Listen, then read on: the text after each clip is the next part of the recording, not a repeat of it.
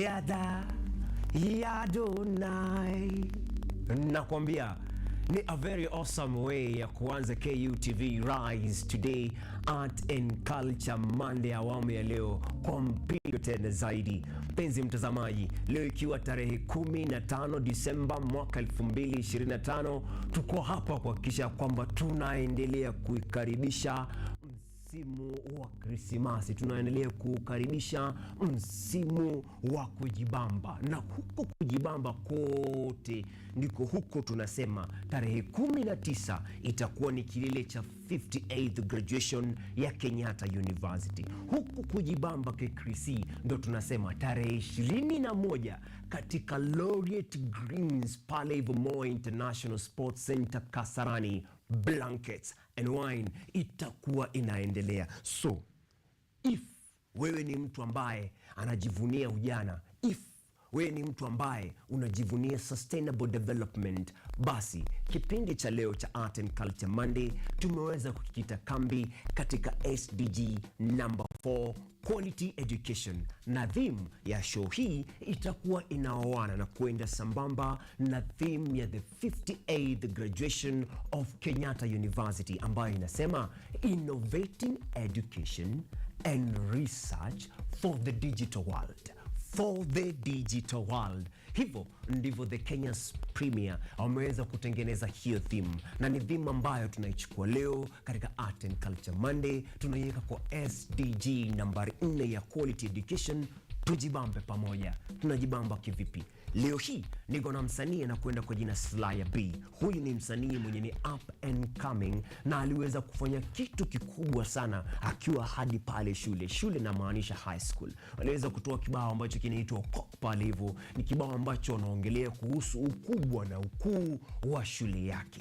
Hiyo quality education ndo kitu ambacho tunajaribu kuoanisha, ndo hii talanta yake. Anapoendelea katika chuo kikuu na kumaliza kurejea kwa community, anakuwa na kitu ambacho ni sustainable when it comes to arts, talent and culture. Tukitoka hapo hivyo, if you are an artist in this country, if you are a lover of music in this country, then most definitely unapenda happy. Kama unapenda happy, lazima ukuwe umewaisikia kuhusu GTA. GTA sizungumzii kuhusu Grand Theft Auto, hapana, nazungumzia kuhusu Good Times Africa. Good Times Africa ni kampuni ambayo huwa imekuandalia blankets and wine.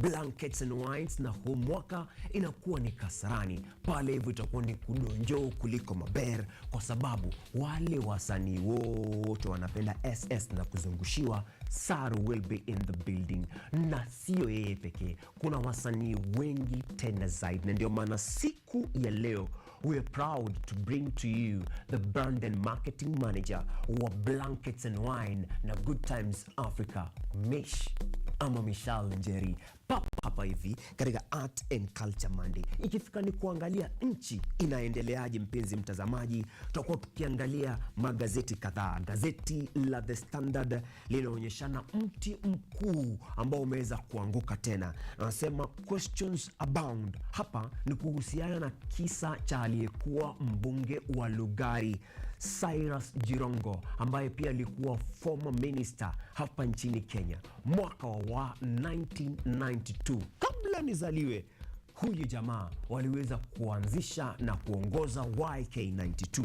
Wakati ule rais wa sasa alikuwa ni rafiki wake wa karibu na kijana mdogo kwake wakianzisha. The Standard wanasema shadows of doubt. Kunani katika kifo cha huyu Cyrus Jirongo? Wanasema from the unsettling calm of the bus driver who explained a fatal crash as casualty as whether to the early claims that Cyrus Jirongo drove straight into the nose of an oncoming bus. Doubts are mounting over whether the former Lugari MP died in a simple accident. Friends say Jirongo had over time expressed fears for his safety. Now they are demanding answers about what really happened on the road. In a country where high-profile deaths in road crashes often end in conclusive investigations, they insist this case cannot be brushed aside as routine. Ukurasa wa 4, mpenzi mtazamaji, utasoma mengi zaidi kumhusu huyu kiongozi kutoka Lugari, jina lake Cyrus Jirongo. May his soul rest in eternal peace. Aliweza kuaga juzi usiku. Pale hivyo namuona George Haniri, former Vihiga senator, ameweza kuongea kuhusu maswala haya akiuliza, I asked why he was still out having fun, yet him Kisia and I had an important meeting for the next day. Wile mwingine amuona pale hivyo aitwa Philip Kisia mwenyewe. He is the former Nairobi town clerk. Gazeti la The Star wanaongea kuhusu hotels bookings up as bus firms increase fares. Msimu nikakwambia ni msimu wa Krismasi. Juzi tumetoka Jamhuri, tumesherehekea nchi yetu ya Kenya katika miaka 20, katika miaka 62, 62 years independence. Wanasema business struggle amidst incomes. Ukurasa wa 4 na wa 5. Hapo chini bado gazeti la The Star limemuongelelea pakubwa kiongozi ambaye tumesema ameweza kuaga. Bado tunazidi kuinsist na kusema RIP Cyrus Jirongo. Wanasema Cyrus Jirongo, police experts table new theory. Ni theory ambayo iko na picha mingi pale zaidi za gari lake na basi ambalo liliweza kupatana na gari lake head on collision. Natoka hapo hivyo na kushikia gazeti la Daily Nation, kuguza tu ndo wewe ukiweza kujishikia gazeti, you may find time to go through stories hizi in details. Lakini tukienda kumalizia kipindi lazima tutaguzia haya. Daily Nation wanasema Winnie, why ODM must go for top seat in 2027. Page 7 wanasema ni tanda belua katika siasa hapa nchini. ODM imo ndani ya broad-based government, lakini wanasema 2027 ni vizuri sana ODM ikuwe na presidential candidate. Wanasema revealed identities of Kenyans in Russian war.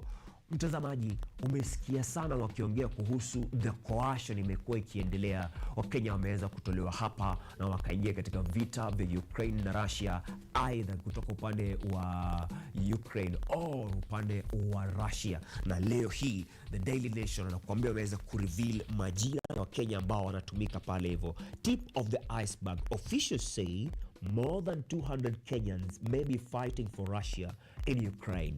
Wanasema names of at least 82 Kenyans lured into fighting for Russia in the war with Ukraine. Some dead, others injured, and the most desperate for the help to flee the war zone can now be revealed. Their distresses is captured in official correspondence between Kenyan embassy in Moscow and the Ministry of Foreign Affairs. Mpenzi mtazamaji, magazeti yamejaa hayo.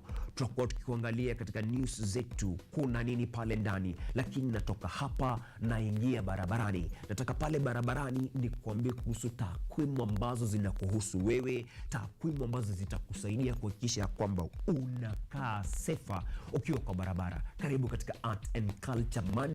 Jina langu ni Johan, mtoto wa Mariam, senior warrant officer 1 au luteni kanali. Na ikiwa wewe ni mtu ambaye anapenda nchi yake, unaniita Mkenya, Kenya naye, lakini Ukenya wake usiukenye, Kenya mzalisho wa kipindi na vile vile mwelekezi siku yangu leo anakwenda kwa jina Boni Odhiambo. Boni, tuingie barabarani.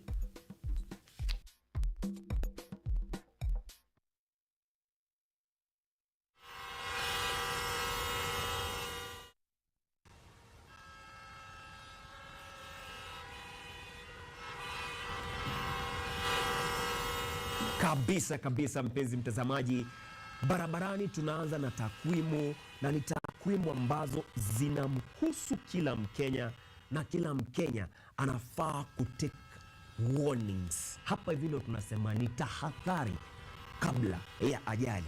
Wanasema kwamba vifo ni vingi sana ambavyo viweza kuripotiwa barabarani mtazamaji. Mwezi wa 9 tarehe 28 watu 16 waliweza kuaga katika Kikopey Gilgil. Tarehe 27 mwezi wa 9 bado watu 6 walikuwa wamepotea hapo barabarani kwa ajali ya barabara upande wa Kimende Nairobi Nakuru Road. Tarehe 25 Oktoba watu 6 waliweza kupotea katika maeneo ya Ukambani. Hapa ni Ngoluni, Itangani, Tower Road. Leo hii ya kuamkia leo katika barabara ya Nairobi kuelekea Nakuru, watu 10 tayari wameweza kuaga dunia, kisa na maana ajali za barabara. Saturday, siku ya tarehe 13, siku moja tu kabla ya Spontaneous the Poet kuweza kuweka a decade of celebrating her arts, of celebrating her poetry, tuliweza kumpoteza kiongozi kwa jina Cyrus Jirongo, bado kwa sababu ya ajali za barabara. Penzi mtazamaji, nimekuambia leo ikiwa tarehe 15, I'm not here just to hype the 58th graduation at Kenyatta University, but also to remind you that you need to be safe for you to be able to take part in that graduation. Wakenya wengi wanafurahi ya kwamba vizazi vya kwao vimeweza kugraduate, vizazi vya kwao vinajiandaa na watajipata wanatembea sana kutoka manyumbani kuja Nairobi kusherehekea, ama kutoka hapa Nairobi kwenda manyumbani kusherehekea. Iwapo wewe hautakuwa mwangalifu barabarani na utakuwa dereva wa basi utakuwa unaangamiza watu zaidi ya 32. Kwa nini nasema zaidi ya 32?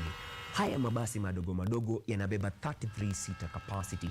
Hapo 33 seater capacity, si mtu mmoja ni conductor anaweza ruka, hawa wengine wote wataumia. Wewe pia ukishafika ni masuala ya kubugia, tunasema if you are drinking, please don't drive. If you are drinking, hakikisha ya kwamba uko na a designated driver. A designated driver, yeye huwa halewi, yeye ako sober always. Kwa nini? One of the rules we always given pale hivyo katika driving school, na kila mtu anajua hivyo, ni kwamba ukiwa kwa barabara, mimi pekee ndo niko timamu, everyone else amechizi manzi. You have to understand that. Na kama kwa barabara unaelewa ya kwamba wewe pekee ndio uko soba, hao wengine wamechizi, then you are supposed to be careful wewe mwenyewe. Fuata lane vile inakuwa. Wanasema ya kwamba sasa kutakuwa na expressway inatoka Thika iingie Thika Super Highway ikipita juu hadi ifike the Museum Hill. Museum Hill hapo mahali iko ndo unaenda kuconnect na the Nairobi Expressway. Nairobi Expressway nayo inatoka Westlands inaenda all the way hadi kuingia kwa Ukambani ama Mlolongo unaelekea JKIA.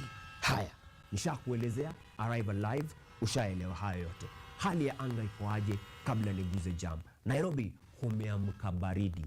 Hiyo baridi imeletwa na mvua ambayo imenyesha usiku kucha. Sijui kwenye kuna kaje. Viwango vya joto hapa hivi vinachezea 19 centigrade vikiwa juu, na vikishuka wanasema haitapita centigrade 17. Barabara ya kutoka Thika Road, barabara ya Thika Road kutoka Survey kunakuwa ni kunoma tena zaidi, kuna jam, iko red na iko bumper to bumper, kwa hivyo unakuwa mwangalifu tena zaidi. Haya ni magari ambayo yako pale Usopo, magari ambayo yanatoka Baba, magari ambayo yanatoka Mathare yanaingia Thika Super Highway, yanafanya kukawa hivi. Kuna barabara hii nyingine ambayo ni barabara ya Kiambu Road. Actually, the good news to watu ambao hutoka Kiambu Road, hawa ni watu wa Kiambu ndani, watu wa Ruda, watu wa Thindegwa, or those people who've decided to escape jam ya Thika Road through the northern bypass.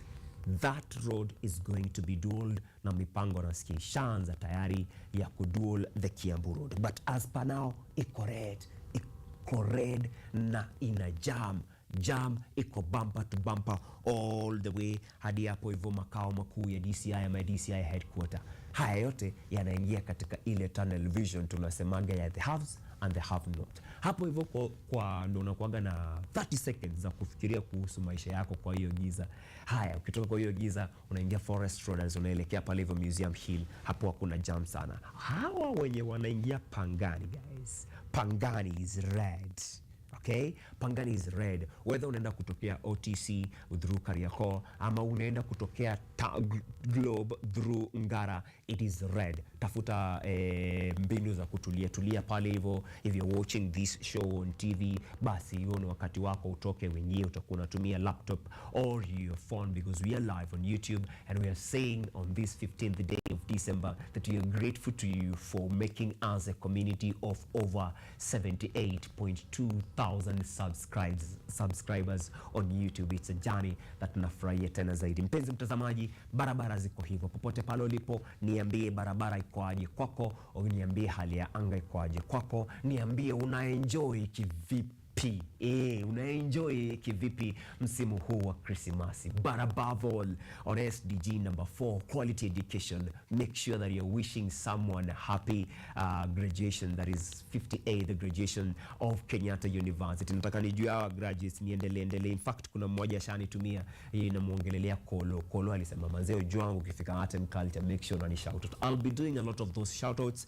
We are saying the culture of this university is being celebrated. 40 years of a culture of enhancing education, enhancing lives, transforming communities. Na the theme ya huu mwaka tunasema basi ni innovating education and research for the digital world. Stay tuned. Naingia kwa news. Nikitoka kwa news nimekuambia niko na Sulaya B. Huyu ni msanii up and coming, mnoma tena zaidi. Na nikitoka hapo hivyo, get your blankets, get your wine and get ready for 21st December at Moi International Sports Center Kasarani, mahali ambapo blankets and wine itakuwa ina wine na kuanza kwa mpigo tena zaidi. Itakuwa inaanza saa 6. Wewe hauwezi kubali kuachwa nyuma. I'll be joined by Michelle Njeri, who is a branding and a marketing manager papa hapa. But for now, tuingie katika news.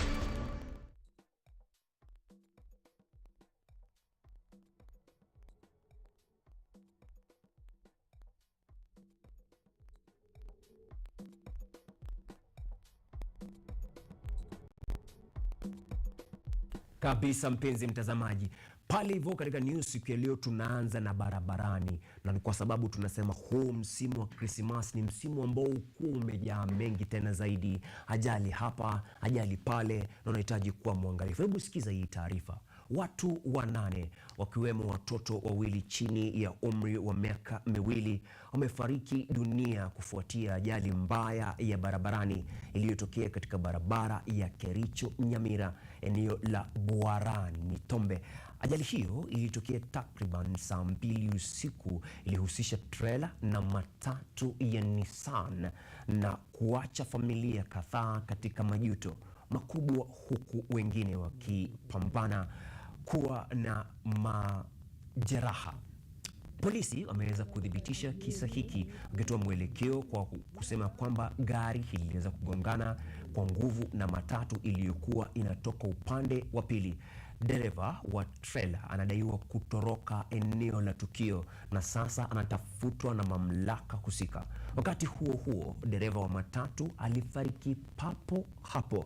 Watu 7 waliohusishwa walikimbizwa katika hospitali ya rufaa ya kaunti ya Nyamira kutokana na majeraha makubwa ya ubongo, na watu 4 miongoni mwao wamelazwa katika kitengo cha wagonjwa mahututi ICU. Wakati huo huo, miili ya waliofariki imehamishwa katika chumba cha kuhifadhi maiti ambapo ndugu na marafiki wanaendelea kutazama miili hiyo. Are currently admitted at our ICU. 2 are in our accident and emergency department. Our doctors really tried very hard to save lives. We really thank them for their effort. As a hospital, we have the capacity to manage the patients, but there are two who require neurosurgical intervention. We are referring them for further management. As a government, we stand with the families who have lost their loved ones and whose members are admitted at the hospital. Kabisa mpenzi mtazamaji, tumesema arrive alive. Ni msimu wa Krismasi, kula Krismasi, toka Krismasi, ingia mwaka mpya ukiwa buheri wa afya. Usikubali kuwa part of the statistics za road carnages. Tunatoka hapo hivyo tunaingia siasa, na ni Kiambu ndani ambako Rais William Ruto ameeleza kuwa serikali yake inaendeleza kwa kasi mchakato wa kuinua Kenya na kuifikisha katika hadhi ya juu, akisema kwamba wakati wake umefika. Ruto aliyekuwa katika kaunti ya Kiambu aliainisha baadhi ya miradi muhimu ya serikali, akisisitiza kuwa lengo lake la kuibadilisha Kenya kabisa, huku akiwakosoa wakosoaji wake kwa kutoa ahadi hewa na za kikabila. Rais aliandamana na viongozi wengine ambao hawakuficha uungaji mkono wao kwa rais, wakieleza kuwa ameboresha maisha ya wananchi wa Kenya. Sema kuzidi hapo, mimi nataka tu niwahakikishie, kesho Jumatatu, mulisikia mimi nikitangaza juzi, kesho Jumatatu tuko na baraza la mawaziri na itafanya kazi mbili ya muhimu. Kesho ndio tunaanza rasmi ile safari niliwaambia ya kubadilisha hii Kenya itoke third world iende first world, inaanza kesho. Kesho tunapitisha hazina maalum ya National Infrastructure Fund ambaye tutatumia kuokota pesa shilingi trilioni 5 ya kubadilisha hii nchi. And we are not joking, my friends. Hii nchi hii lazima ibadilike by all means possible. Ninyi mnanielewa? Tumechelewa kubadilisha Kenya, tumechelewa kufukuza umaskini, tumechelewa kufukuza njaa.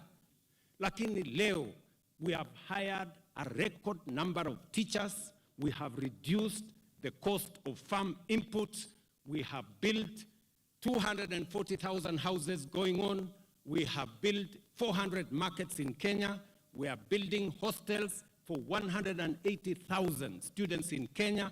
Na hiyo sio story, hiyo ni kazi inaendelea. Si tutaenda kuangalia ya Kamwangi hapa saizi? Nyinyi mumeona soko ya Kamwangi ama mjaona? Anaitwa my friend. I think ni jina tamu la kumuita Rais Ruto. Anapenda sana kusema hivyo na kuuliza tunaelewana.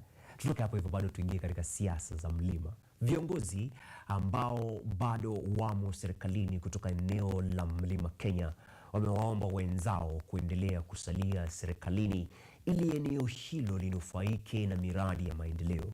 Viongozi hao akiwemo kiongozi wa wengi Kimani Ichung'wah na waziri wa ardhi Ali Sohome wameeleza kuwa wataendelea kuihudumia serikali. Wakati huo huo wamewakosoa aliyekuwa naibu rais wa kundi lake kwa kudharau na kupuuza miradi ya serikali hasa iliyoko katika eneo la Mlima Kenya.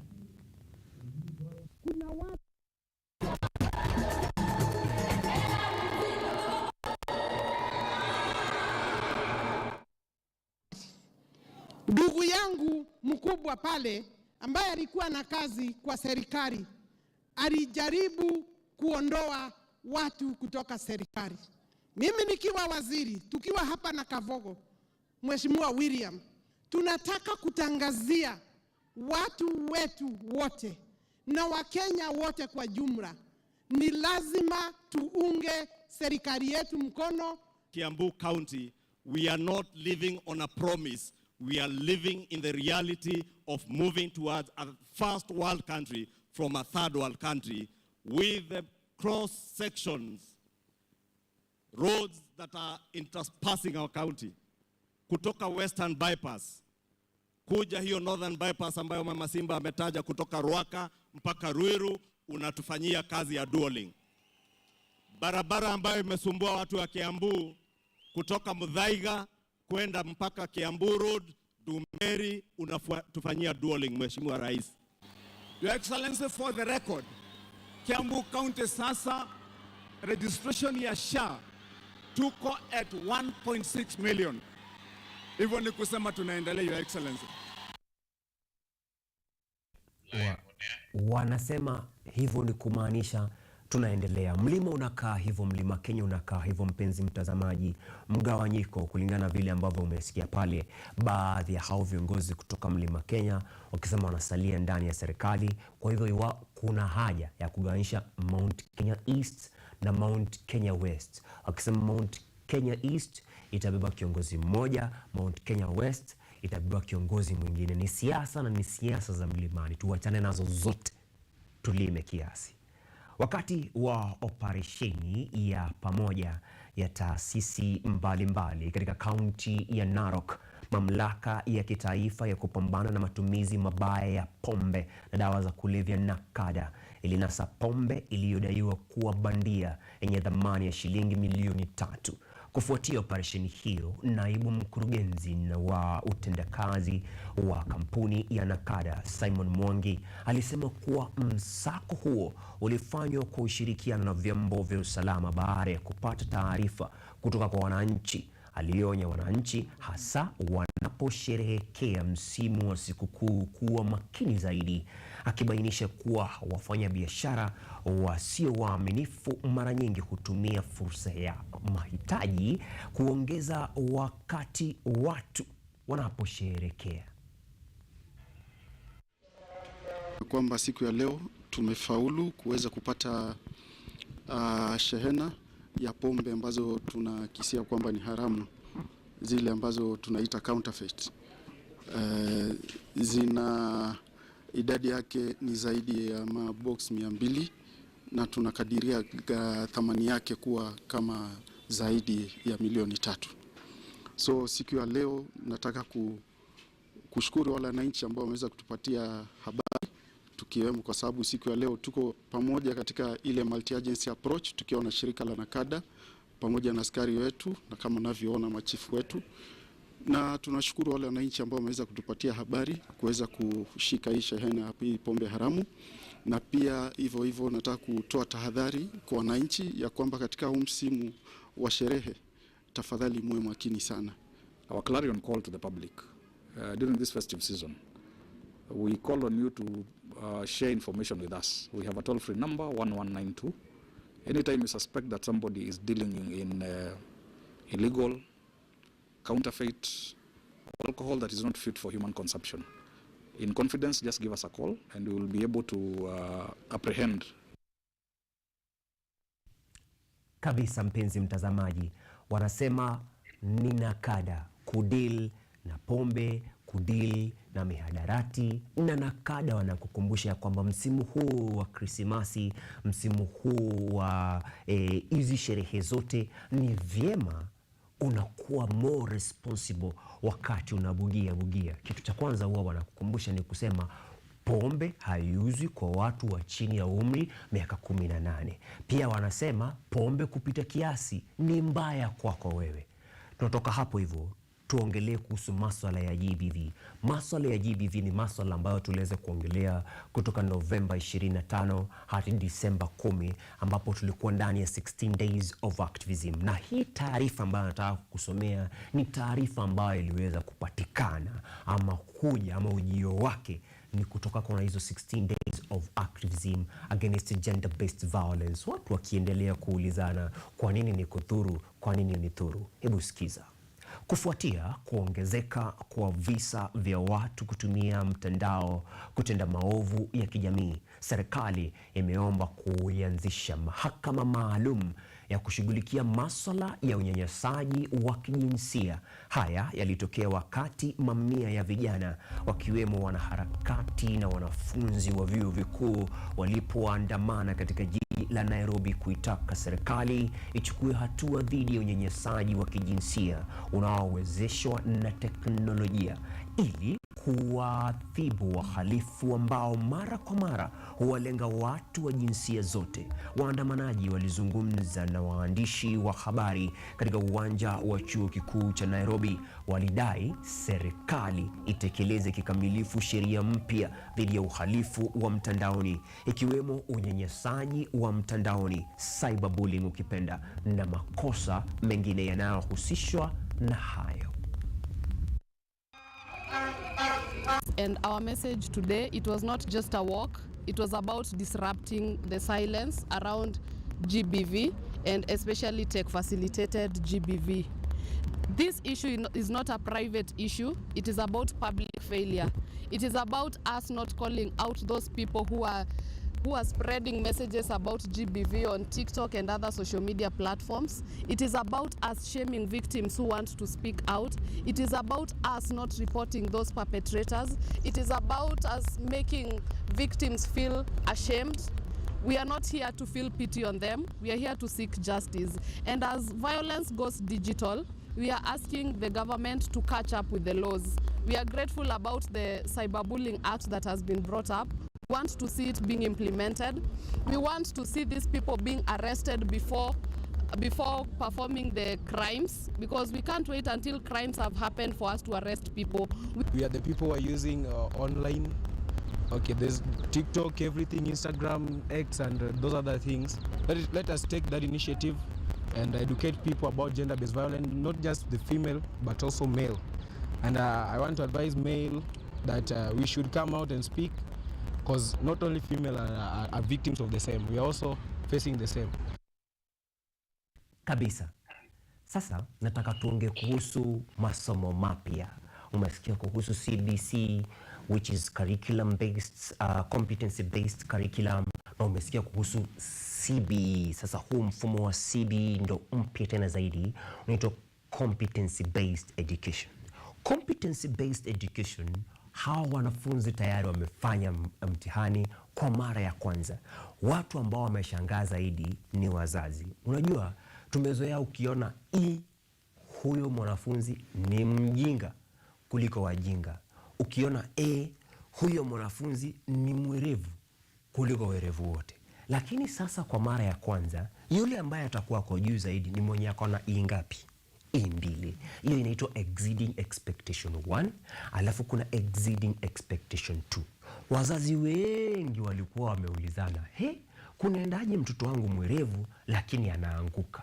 Kuna mwingine ambaye yeye alipata A. Wewe ukipata A, hiyo inamaanisha ni approaching expectation. Approaching expectation ama A ndo itakuwa alama ya chini kabisa. Haya, wakishamaliza hawa wote, wanaingia grade fulani inaitwa grade ya 10 officially. Hii grade ya 10, wakishatoka hapa hivyo, watoto wanaingia kwa senior school. Sawa? Kitambo kuingia kwa senior school ilikuwa ni unaenda unachagua subjects 8 na 7 ndo za mtihani, na watu kama mimi tulifanya 8. Hizi zote ziko katika sayansi na kuna zile ambazo ziko katika arts. Lakini saa hizi ukiingia senior secondary, unaingia ukijuaga unaenda sciences ama unaenda in the world of arts. Kuna mshike kidogo hapo mzazi? Inaingia sawa. Sasa hiyo hofu yote ya vile ambavyo watoto wanatoka hiyo grade ya 10 kuingia hiyo grade nyingine, kuingia ama whole transition kwa the senior secondary school, imewapea wengi sana hofu. Na hiyo ndo story tunashughulikia. Hofu kuhusu utaratibu wa sasa wa usajili wa wanafunzi katika shule za sekondari za juu zimeelezwa na wazazi pamoja na wamiliki wa shule, ambao wanadai kuwa wanafunzi kutoka shule binafsi mara nyingi hupewa upendeleo kuliko wale wa shule za umma wakati wa kupata nafasi za shule za kitaifa.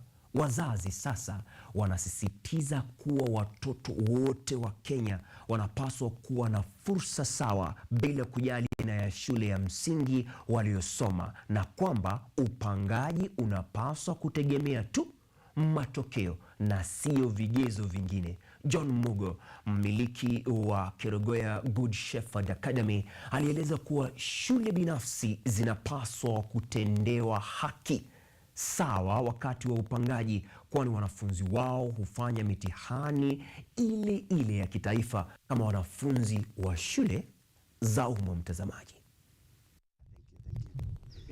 tungehimiza serikali yetu, our government, wakati wanafanya placement ya secondary schools, high schools, they consider the children of Kenya. These are our children. This is in the Republic of Kenya. Wasichague hatu wale wako private schools na wale wengine wako public school. They are children in our country, so they consider them equally. We urge the government, our government, to consider the placement of high school vacancies equally. Tell the government to consider the performance of runners equal, whether they come from public schools or private schools. They are Kenyan children, because private schools just assist they try to assist the government in providing education to the Kenyan child. So the Kenyan child is the same, whether in public or in private. So I encourage and urge sincerely the government of the Republic of Kenya to consider all children equally as they place them to national or other extra-county schools. Kabisa mpenzi mtazamaji, wanasema ni sawa na haki itafutwe. Hayo ni masuala ambayo yako education based. Kumbuka siku ya leo the show Art and Culture Monday imeweza kujikita katika SDG number 4, which is quality education, and the theme of this show is closely tied to the theme of the 58th graduation of Kenyatta University, which is innovating education and research for the digital world. For the digital world. Na ndio maana tuna stream live on YouTube that is having 78.2k subscribers. It's a family that is young, but it's a family of young people, and we are so proud of that. In all that, ni msimu wa Krismasi na kila mtu anataka kujibamba. Tumetoka news, nataka kuelezea kwenye naenda. Ni kila mtu anataka kujibamba kwa mpigo tele zaidi. Ndo maana the blankets and wine na make sure that inakuletea the Kenyan summer, the thrill ya all the goers ambao watakuwa wakiattend huu mwaka. Edition ya huu mwaka ya blankets and wine itakuwa kubwa tena zaidi. Kampuni kwa jina GTA Good Times Africa wamehakikisha ya kwamba that on 21st December 2025 pale hivyo Loret Gardens, mpenzi mtazamaji, iko ndani ya Moi International Sports Center Kasarani. Hapa tu jani. Hapo hivyo watakuwa wakihakikisha kwamba wamekuletea bonge la wasanii. Kwa nini nasema bonge la wasanii? Ni kwa sababu Blankets and Wine is widely known as a platform ya wasanii, na sio wasanii wa Kenya pekee, na sio wasanii tajika pekee, but kukuguzia tu, one of the highlighting or the headlining artist is one mwenye meza kushinda the HSC ama kupewa HSC or recommendation. Jina lake ni Iani, atakuwa pale hivyo. Alafu kutakuwa na Okiloma siulewa nakufa. Nasikia our host for Biashara Tuesday na vile vile our co-host for the 58th graduation Sylvia Nyango akisema nitafutiwe mahali Kajinja kwa sababu maybe kuna baridi hapa na pale. But I'm telling you, if you're a person who drinks responsibly, if you're a person who enjoys music when you're drinking responsibly, then Blankets and Wine is here. And on this set, I'll be joined by Michelle Njeri, who is the branding and marketing manager, tuweze kuzungumza kuhusu mengi tena zaidi. Kuna wengi uliza na hii Blankets and Wines basi ukuwa nini? Kuna wengi uliza hii Blankets and Wine, mimi kama msanii naweza fika pale? Haya maswali yote tunauliza, na ingia tu break kiasi, tukirejea tuna have your conversation. Also want to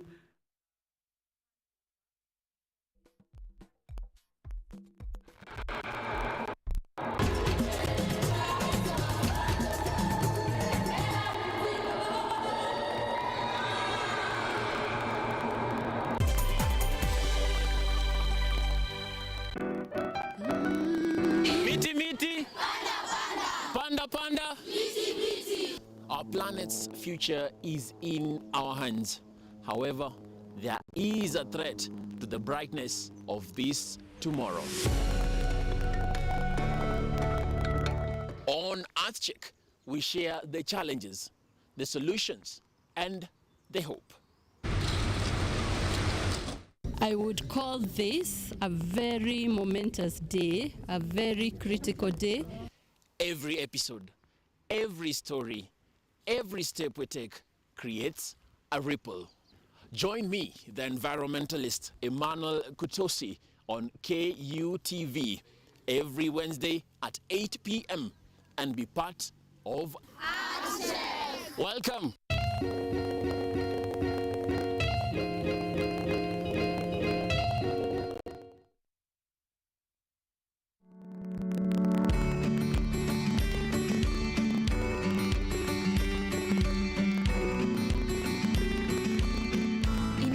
Transforming through technology, innovation is not just our pursuit, it's our purpose. At Kenyatta University, we lead through research, powering ideas that shape industries, communities, and nations. Our partnerships span continents, connecting visionaries, scholars, and change makers. Here, every breakthrough has a human story.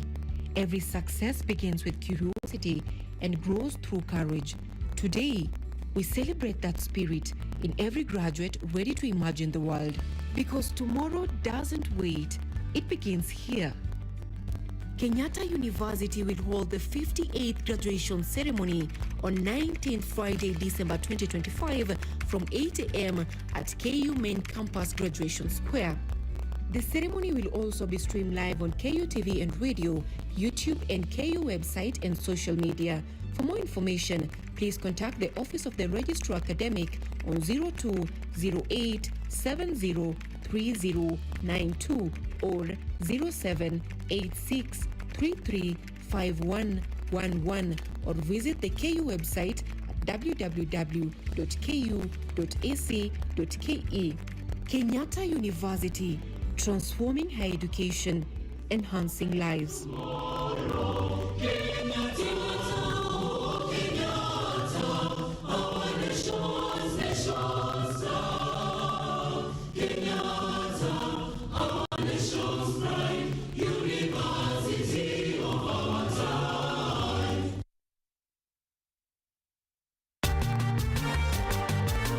Aliwahi kuwa bingwa wa dunia wa ndondi WBC na hivi sasa anamiliki kituo cha mafunzo ya wanandondi. Ni kazi ngumu kusema ukweli. Ndio kwa maana nilisema ni lazima ukuwe na roho ndio ingie boxing. Juu kama hauna roho, juu ukiangalia hata mtu kukuja tu kutrain tu ana give up haraka. Tegea simulizi ya Fatuma Zarika wiki hii katika kipindi cha Mwanamke Mwake Mwake, ukiwa nami Caroline Kimwele.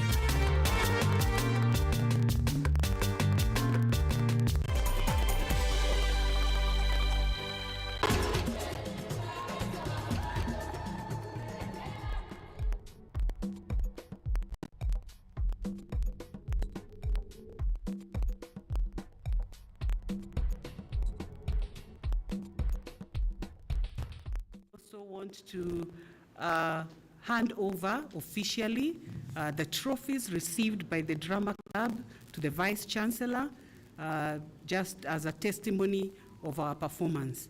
Vice Chancellor, this team has participated in several festivals since the year 2003. I think they've not had an opportunity to hand over the trophies to you. They participated in the Kupa Awards for 2 years. They participated in KNDFF, Kenya National Drama and Film Festival, early this year. And in all these festivals, they have done exemplary well. And so we are here so that we can celebrate as we also hand over the trophies to you officially. We are also here to recognize an award that was received by one of our students, the Diana Award 2024, Samuel Mburu, who belongs to the School of Law, Arts, and Social Sciences. So I take this opportunity once more to welcome you to this congregation. Thank you for having availed yourself to be here to celebrate with us, and also to visualize as we hand over the trophies to our VC. So once again, enjoy yourself as you take part in this journey of the Drama Club from the year 2003 to the year 2025. I also take this opportunity to thank the Vice Chancellor for the support that you have given to the Drama Club. I think this far they have come is because of your support. Without it, I don't think they would have made it this far. So we are grateful, and we're also grateful that you have created time to be able to receive these trophies from the club at such a time as this. We are grateful, and I want to welcome you. Please enjoy. We are going to have 1 or 2 performances so that you can see what they have done. And Vice Chancellor, I want to say that Kenyatta University is not just a world-class university in academics. We are also world-class in as far as performance is concerned, as we shall see from the Drama Club. So welcome to this activity. May you enjoy yourself and have a good time. Thank you.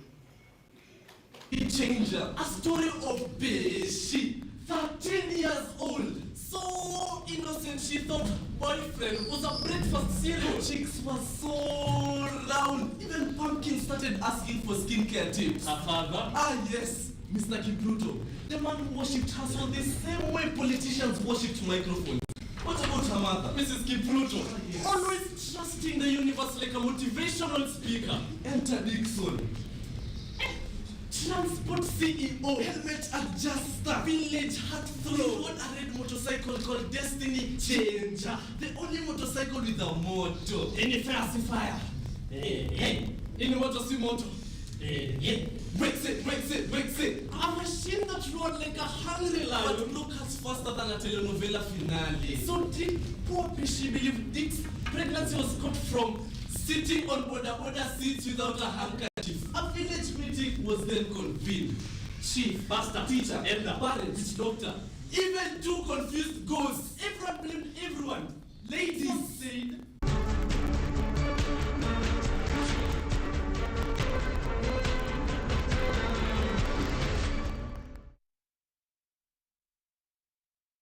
mpenzi mtazamaji, saa 2 na katika dakika 14, kama umetoka kuona Kenyatta University pale hivyo, kumekuwa na handing over ya kuingia machea mpya wa department ya film, na huyu chair anaitwa chair Daktari Adhunhungo, ambaye ndio chair wa department ya film, media and communication, inaitwa quality education. That is why the 58th graduation ya Kenyatta University imejikinda katika theme ya innovating education and research for the digital world. Hatuwezi fanya haya mambo yote na tupate quality education if we are not enjoying. Kenyatta University is widely known. Hatuko just premier university or winning the best university in Kenya twice in a row by World Times Higher Learning rankings of 2025 and rankings of 2026. Juu ya kitu ingine ni juu ya when it comes to matters art, we do art and we do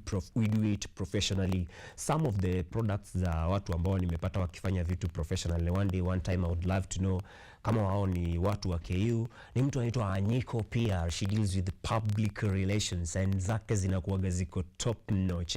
Ni mtu ambaye uniconnect na mabeshte in world of entertainment and world of kujibamba. Nikisema kujibamba usiniite mlevi, because she has been working behind the scenes for a lot of brands including KO.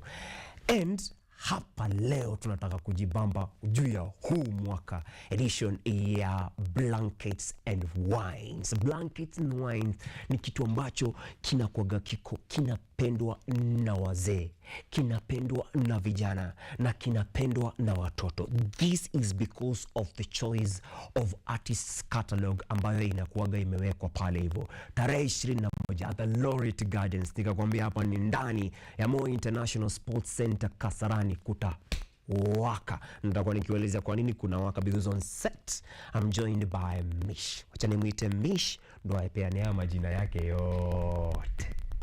Good morning. Good morning. Habari ya asubuhi. Salama kabisa, nashukuru. Pwani naisikia. Pwani unaisikia? Ipo ndani. Ipo. Sasa waambie huyu Njeri wa Pwani ni yupi? Huyu Njeri wa Pwani jina lake la kwanza ni Michelle. So naitwa Michelle Njeri. Ndio nimetoka Pwani lakini niko Nairobi kwa sasa. Nafanya kazi kwenye kampuni inaitwa Good Times Africa, the production house of blankets and wine. Yes, so I'm the brand and marketing manager at Good Times Africa. Kabisa, watu wengi wakisikia GTA watadhani Grand Theft Auto until apatane na muziki. Wewe ni mtu ambaye unapenda muziki, then you know Good Times Africa. Good Times Africa tumesema ni kampuni ambayo ndo hukuandalia blankets and wine, na kila mwaka wana make sure kitu ni tofauti. Tufanye hivi kwanza, tunge kuhusu the genesis of blankets and wines, mahali ilianzia. Yeah. Wow, so Good Times, some blankets and wine. Blankets and wine started in 2008.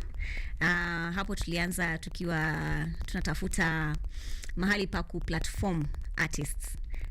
So basically the genesis of blankets and wine came from a need to create a platform for artists to showcase their craft. So we started in 2008 at Ayana Gardens, Kiambu Road, na tuka evolve over the years, even as the festival was growing. Tukaenda different places, tulikuwa Carnival, tulikuwa Mamba, tulikuwa Ngong Race Course.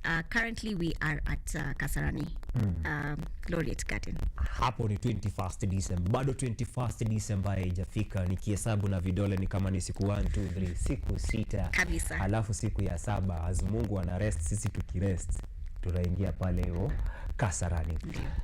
There are a lot of things that always make sure that blankets and wines iko special. Kila mwaka utapata the choice of artists wenye wako pale hivyo wana align to a certain theme. Huu mwaka theme itakuwa gani, na which headlining artist wataweza kusukuma hii theme zaidi? Nice. So huu mwaka theme yetu ya Kenyan Summer ambayo hufanyika December ni Come We Dance. Come We Dance. Ndio. And that theme just has come from, you know, a reflection of how the year has been, everything, the highs, the lows, you know. So now this is a time to just come and kutoa zile changamoto zote umepitia mwaka mzima. The year has been long, so now we're just telling guys, come, let's remove, let's just unwind, let's just come and dance. So tunapatana pale Laureate Gardens kwenye stages zetu mbili. We just come and dance it out. Come and dance. So simple, so lovable. Come and dance. Nasema come and dance. Juu ya choice ya wasanii mmeweka pale hivyo, umesahau kuwataja wengine. But mmeweka Matata, na Matata yao yote, kama unapenda pombe na kizungu mingi, they'll be there. We have an artist who has just received his HSC Award of Commendation, yani. Tuongee kuhusu baadhi ya wasanii wengine wenye pale hivyo. Awesome. Yes, so we have an array of artists. Sasa unajua wale ambao umetaja ni artists ambao wana perform live stage. So we have the likes of Scorpion Kings, we have the likes of Mario, we have the likes of Iani, Okelo Max, we have Bridget Blue, Shad Mziki. Hiyo ni live stage, na kuna wengine pia. We have a total of 10 artists who will be performing on the live stage. Then we go to the Onja stage where we have electronic music. Hapo tuko na the likes of Doneo, who is coming from the UK. We have Droma, we have a B3B from three strong local DJs in Kenya. We have Miss Mika. In total, 10 DJs will be performing on the Onja stage. So we have a very wide collection of different artists to just provide a different experience in terms of the tastes and interests from our audiences in terms of music. Mazee umefanya audio question ikakuwa broadened, because someone may ask, guy, nikishalipia ticket naenda kunini tu wazani wawili. It is set that kuna hapa, kuna pale, hii day iko set aje juu kutoka saa 6 21st December ni mambo ya blankets, kila mtu anajua ni mpaka Mungu aseme sawa itosha. So tumepangaje hii day, imepangwaje for huyu mwenye anatoka maybe Majuu? Nikisema Majuu atanamaanisha hapa Garissa, akikuja Nairobi anakuja akijipanga ndo ajue hii time ndakuwa hapa, nikitoka hapa hivi nichoke naweza ingia hapa kwa onja nisikia ama DJ wa Majuu wanaroga nini huko and then nirudi hapa. Hiyo day imejipangaje? Great. So number 1, gates open saa 6. Saa 6 usichelewe. 21st December saa 6. Be there. So the Onja stage will be open from 12 noon. That's when we have our first act, which will go on until from around 3 a.m. the following day. So we are going to release the set times for each of the performances. Some will be doing 1 hour, others 1.5 hours. Vile wamejigawanya, unasikia we have 10 artists. So from 12 noon all the way to about 3:30 a.m. we'll be having different sets on the Onja stage. That's not it. Yes. That's not it. Sasa tukienda pale kwa live stage, acts za huko zinaanza 2 p.m. 2 p.m. and they still go on up until about 1 a.m.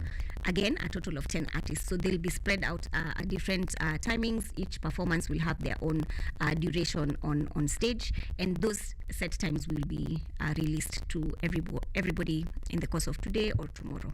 So apart from the 2 different stages, kutakuwa na Onja market. So ukishafika pale Blankets and Wine Kasarani, unaenda kwa Onja stage, then you move around to the Onja market. You can get some food, you can get some different crafts, fashion. Kama hujafanya Christmas shopping, that is the place to do it.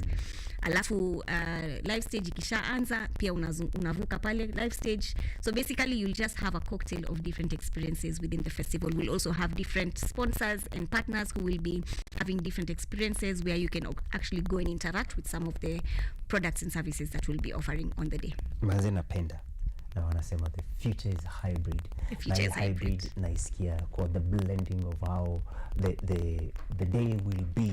I'm seeing fashion, I'm seeing lifestyle, I'm seeing music. From music to fashion to lifestyle. Kwa hii theme ya go dance. Can we dance? Yes. Watu waende go dance pale Kasarani. Fashion inakaje, watu watavaaje?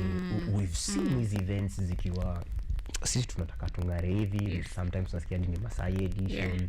Fashion iko aje? You know, fashion is a very personal thing. Kila mtu akona idea yake ya fashion. All right? Hadi mwenye ana pia hiyo ni fashion. All right? So people I feel like Blankets, because we are celebrating culture, mtu anakuja ku show up vile ana feel culture yake. All right? So you feel like doing a cocktail of different items of clothing. Unaweza pata mtu amevaa shorts, tena amevaa stockings, tena amevaa sneakers, tena amevaa socks, na toshana wapi? Alafu amevaa koti na top ndani ama kavest kadogo ndani. So somebody just shows up how they feel they want to express themselves at Blankets and Wine. We don't limit anybody in terms of fashion. You come show up the way you feel most comfortable and ready to dance. The event has not yet started, but I'm feeling like we are giving a report of the event. Ni venye mmeivia ama venye mmecraft, venye mmecurate hadi mnaiona. What does it take to produce an event of this scale? Because kutoka tu wait to now you've been doing it, na kila mwaka watu unajua kuna kubana out, kuna kuchoka, lakini ni kila mwaka mnakaaga vikogo mnajiri event tu. What does it take to produce such kind of events? Wow. It takes a lot of planning, it takes a lot of teamwork, it takes a lot of collaboration with partners, vendors, sponsors. And also I think the most important thing is understanding your audience. All right? Ukiangalia kutoka 2008, a lot has changed with the festival. We started with 1 stage, now we have 2 stages. We didn't have, say, an Onja market. Now we have markets where people come and showcase their goods, their crafts, their different fashion items, sell different things on ground, even food. And then audiences' taste in music has also evolved. And for us as a brand, we have maintained our DNA in terms of spreading joy and delight to the audience while ensuring that music and culture is thriving. So basically that's what we are all about, and every edition we have to make sure that we are providing those experiences for people to experience music, to experience culture in one space. All right, so even as we include music in it, we're looking at what are people consuming today in terms of music. Who are the artists that people are listening to? Who are the new artists who have just evolved that we need to platform for people to discover? So we curate that lineup, and then we now curate the whole experience where people come and experience now the culture, the music, the food. And it becomes one whole thing that is Blankets and Wine. Okay. And I believe our consistency, even as we stick to now our pillars, which are discover, love, and share, is what makes us just maintain that unique experience for Blankets and Wine. Discover love, discover joy, share, and then share, and then inakuwa tamu tena zaidi. Wakenya wanapenda happy, Wakenya wanapenda vitu tamu. Angalia tickets hizi zinaenda kwenda because Wakenya wanapenda. And we've seen in events mali watu wamejaa, others have had to jump through fences, others some chaos to wamejaa, and we can't blame them for coming. Kama saizi tuko on the biggest universities television and we're talking about Blankets and Wine. Nyinyi kama Blankets and Wines, or the team of Good Times Africa, you have some innovations za logistics innovations za huu mwaka zina target kuangalia wapi, where have you invested in logistic innovations and how are they going to help this audience and the people who are coming to enjoy Blankets and Wines 2025 edition? Great. So number one, part of the things that we have been doing for this edition is based off of feedback that we have received from audiences who attended our previous edition. All right, so one of the things that we noticed is that when you umesema Wakenya wanapenda sherehe. All right, so one of the experiences that we provide on ground is bar service, food service, all of that. All right, those hospitality services. All right, so we are designing a system where people can be able to order their drinks online, they can be able to come and redeem them on ground, they can be able to come and now have seamless payment processes.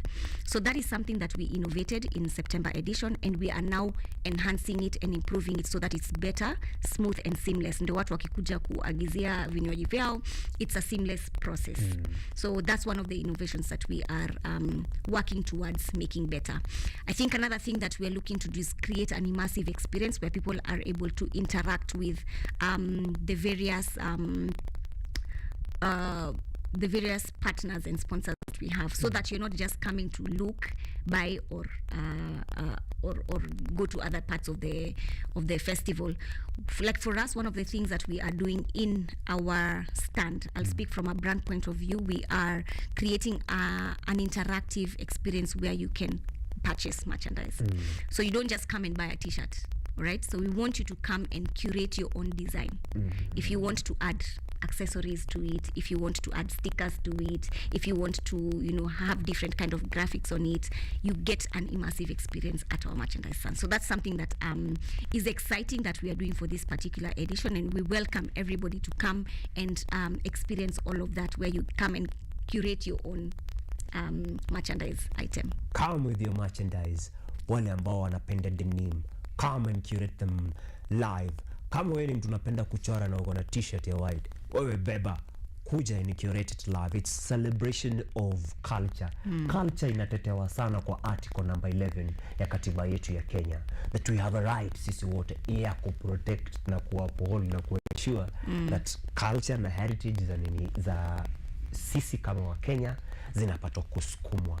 Unapata we are Kenyans because of how different we are. We are not Kenyans because of how united we are. We are Kenyans because naweza patana na Njeri wa Pwani na Kini Njeri wa Pwani, apatane na Boni wa huko Uluoni, wapatane na mwingine wa Ukambani, and they'll still feel the same. Wacha sasa uwaeke yani, wacha sasa uwaeke Okelo Max, wacha sasa uweke wasanii wana align na vibe yao, wasanii wana align na ndoto zao, inakuwa shwari na inakuwa kubwa tena zaidi. How is the ticketing process now that we've understood that when it comes to matters merchandising, these people have the freedom to curate into their own. What Yes. about the ticketing process? All right. So let me just share a bit more clarity for the merchandise. We are having an all-in-one kind of inclusive experience at the merchandise stand. So mtu anakuja, the items that we have, the t-shirts, the tote bags, the hats and all, you come and now add whatever extra element you have to it. So basically, whatever you get on site, then now you add something extra to it. Just give it your own personal touch. Yeah, so that's for the merchandise. When it comes to the artists, just come again, sorry, with the question that you've asked. The ticketing process, yes. So yes. So for ticketing, currently we are at the early access ticket, all right, which is valued at 4,500. Tickets zetu zinapatikana kwa website yetu www.blanketsandwine.com, and the good thing also is that we are going to be dropping other tickets very soon. So how we do our ticketing, when we drop our artist lineup, we have different tiers of tickets. The very first one is a people's ticket, then we have super early access, and then we have early access, and then advanced ticket. So each of them is priced differently as we as the tickets are purchased and also as we come closer to the event. Then we are introducing also a ticket that will appeal to people who have friends and want to come with their squads. This is a group ticket. We'll be having different kinds of group tickets. Watu wanaweza kutufollow pale kwa Instagram pages zetu, Twitter handle, to see the tickets that will be dropping soon that will enable you to come not just by yourself but also with your friends. So that will also be priced differently at a more discounted cost that makes it friendly for you and your crew to come. Yeah. So on your smart Android phone, on your laptop browser, or whatever kind of browser you're using, and you really need to get these tickets, www.blanketsandwine.com. Ukiingia hapo hivyo kuna ticket ya early access ticket ambayo inaendelea even as we speak. It's just 4,500. Na wewe unapata chance ya kuenjoy the Kenyan Summer 2025 kama wewe ni Samabani wa Murang'a. Time yako ni 21st December 2025. Sasa nataka tuguze profile ya Miss Njeri. You are not always like this. You are not always selling other brands or representing other brands. Shafika mahali, even you're not dealing with the brands alone. You're also marketing those brands. How did you ever start? Wow. So for me, number one, nilisomea marketing. Tuanzie hapo. But also, when I look at it, I feel like for me, it's a passion to engage with different brands and also provide, that opportunity for people, audiences, to experience those brands. So, I mean, I started, hata mimi naweza sema nimekuwa na cocktail ya professions, because I have been in media, I have been in corporate world, I have been in advertising, and now entertainment space. And I mean, all of it has been an exciting journey. Just seeing how people are getting to interact with brands and also contributing to their experience of that brand. And same here, hata hapa nikiwa Blankets. For me, I find so much joy when I see how people are responding to the content that we put out there about the festival, how we are doing storytelling around the Blankets and Wine brand and what it's all about, and then even getting to see how that experience comes to life on the day. You see people have shown up with their fashion, as you say, experiencing the different vendors who are on site, experiencing now the music that we have, and just basically experiencing joy. So for me, that is how I get fulfilled in terms of how people experience our brand. Napenda. I needed to ask what success is like to you, but I feel like I've seen it. The resilience of being in the corporate world, advertising world, media, marketing, and how you're still doing marketing, something that you love, passion, naipenda sana. Yes. Na tuna hope watu waingie na wajae na wafurahie. The goal ni kufurahia. Na it's not debatable because it's something Kenyans know blankets and wine. We are not doing this because people don't know what blankets and wine is. We are doing this to remind them that it is on 21st December 2025 Laureate Gardens pale hivyo Moi International Sports Center Kasarani. Kasarani go to the other side of Roysambu ukitoka Tao usitoke Tao. Siku hizi nakwambia Bolt na online ride hailing ziko affordable tena zaidi. Eka Kasarani, Laureate Gardens, and you will be ready for Blankets and Wine 2025 edition ya Kenyan Summer. Wanakwambia come let's dance. Tunaenda kumalizia hii interview na as always tukimalizia Art and Culture Monday. Kila mgeni akifika hapa hivi, especially squad ajapata tumemwekea sharubati hapa. Then yeye ndio anatupea sharubati in terms of wisdom. Ako ka segment kanaitwa lines za Kikwetu. Wasanii mostly utupe lines za ngoma zao kama si Swahili au English. Atupe kamoja and then anaambia watu vile ina resonate. Haya, watu wengine wenye si wa pwani, unajua pwani inakuwa na ka challenge kiasi juu most of people wa pwani wanaongea Kiswahili, so it's about sisi na wahenga tuanze kuangaliana. But kwa hizi communities zingine utaona watatoa to proverb, wengine huenda mpaka tongue twister. Sasa lazima utubambe hapo hivyo na hakuna mtu hepa itakichinjia. Oh my gosh. Our first guests on set is going to Pwani. Awesome. Sasa mimi line yangu mimi nitafanya tu proverb. Methali kwa Kiswahili. Manake mimi ni mtu mzaliwa wa Pwani. Okay. Yes. So proverb yangu itakuwa very simple, very simple.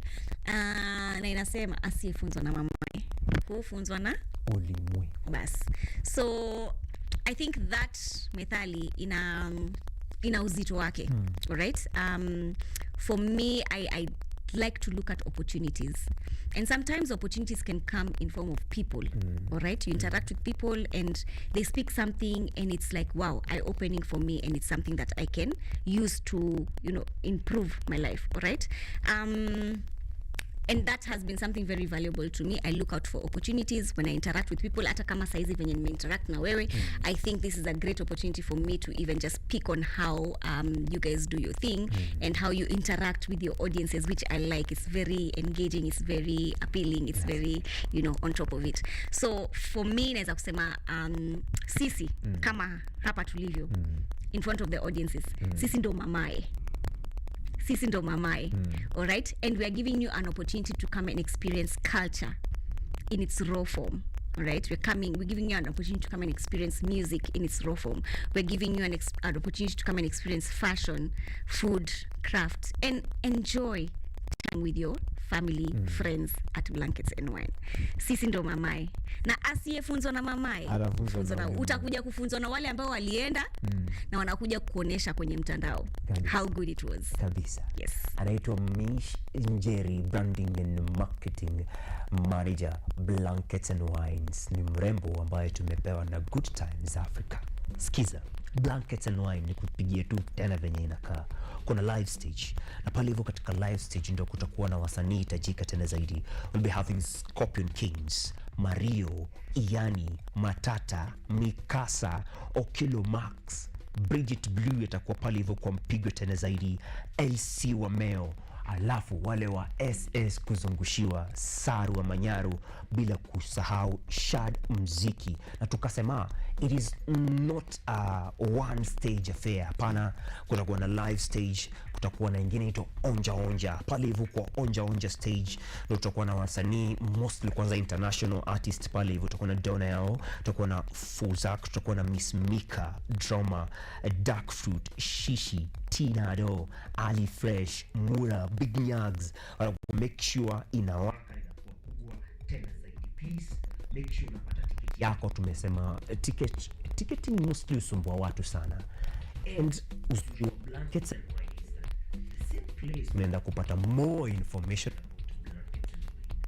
about what they've done, what they are doing, and their future projections. It's still the same place whereby you're getting to have your tickets. That is www.blanketsandwines.com. Nikakwambia saizi tuko na early access ticket. Hii early access ticket ni ya 4,500 shillings kwa mpigo tena zaidi na itakufaa. Tufanye aje? Tuwakaribisha sasa one more time and then waambie kwa heri. Sawa sawa. Wapenzi watazamaji, ningependa kuwakaribisha Kenyan Summer ambayo inafanyika 21st December, Laureate Gardens. Come we dance, that is the theme, to just come and unwind. Kila kitu ambacho kimefanyika from January to December, huu ndo wakati wa kuja unleash, release. So come we dance on 21st December. Get your tickets on www.blanketsandwine.com. Kabisa. It has been a tough year ya kupanda, year ya kushuka, but finally December is here. Wewe usikubali kukaa tu kejani, hapana. Wewe sio kiti. Make sure unatoka. Na kama unatoka, unaingia place ambako you are having a chance to drink responsibly. Una have a chance to get music. Hakuna muziki kula yote. But when it comes to matters drinking, make sure it's responsible drinking. And kama mko watu kadhaa, make sure mko na mtu mmoja ambaye ni designated driver for the sake of you and others pale hivyo. Imekuwa ni conversation tamu sana na nimeipenda. And I'm looking forward to 21st of this December. It is going to be a very big day. One of the things that will make it be bigger to me is because Kenyatta University is having graduation before Blankets and Wines. So on 19th December 2025, Kenyatta University will hold its 58th graduation after 40 years of existence. As Kenyatta University, we are celebrating 40 years since KUC, Kenyatta University College of Education, when it was established, and the growth has been immense. In the year 2024, Times World Higher Learning ranked Kenyatta University the best university or the premier university for the year 2025. And in the year 2025, again, the second time in a row, Kenyatta University has been ranked as the premier university. So the theme for this year's 58th graduation ceremony is innovating education and research for the digital world. Umesikia Michelle akisema yeye alisomea marketing. But when you listen to her, you will hear education, you will hear research, and you will hear how they are doing it online, because the future is a hybrid and the future is digital. Natoka hapa hivi naingia kukuangalilia kijana anaitwa Salaya Bin, kijana machachari tu, na hata yeye ana make sure that one day one time atawaijipata kwa list ya Blankets and Wines. So naingia break kiasi, usiende mbali. Hii bado ni Art and Culture Monday. Good morning.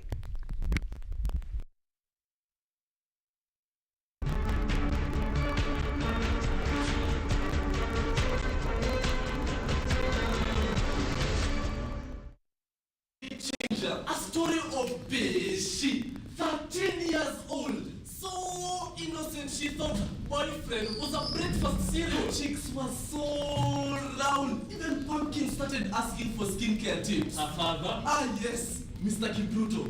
The man who worshipped her so the same way politicians worshipped microphones. What about her mother, Mrs. Kipruto? Ah, yes. Always trusting the universe like a motivational speaker. Enter Dixon. Transport CEO, helmet adjuster, village heartthrob, on a red motorcycle called Destiny Changer, the only motorcycle with a motor. Any falsifier. Hey, any motor see motor. Breaks it. A machine that rode like a hungry lion, but broke us faster than a telenovela finale. So did poor Peshi believe Dick's pregnancy was got from sitting on border seats without a handkerchief? A village meeting was then convened. Chief, pastor, teacher, elder, parent, doctor, even two confused ghosts. Everyone blamed everyone. Ladies said, I only offered transport. Villagers replied, yes, straight to adulthood. Ladies and gentlemen, this is the saga of Beshi.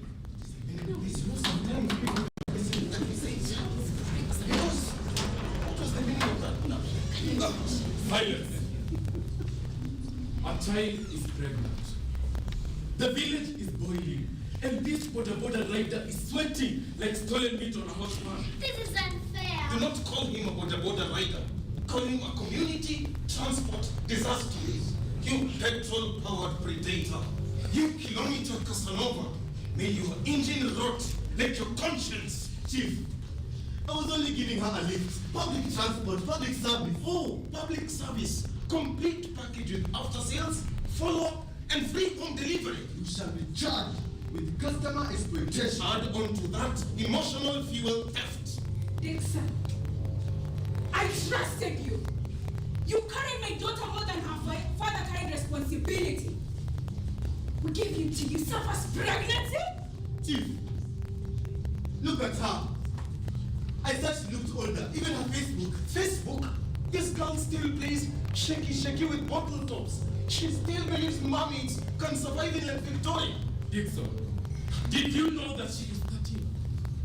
Did you know that she is 13? Nowadays girls grow fast. Fast, laws don't shrink.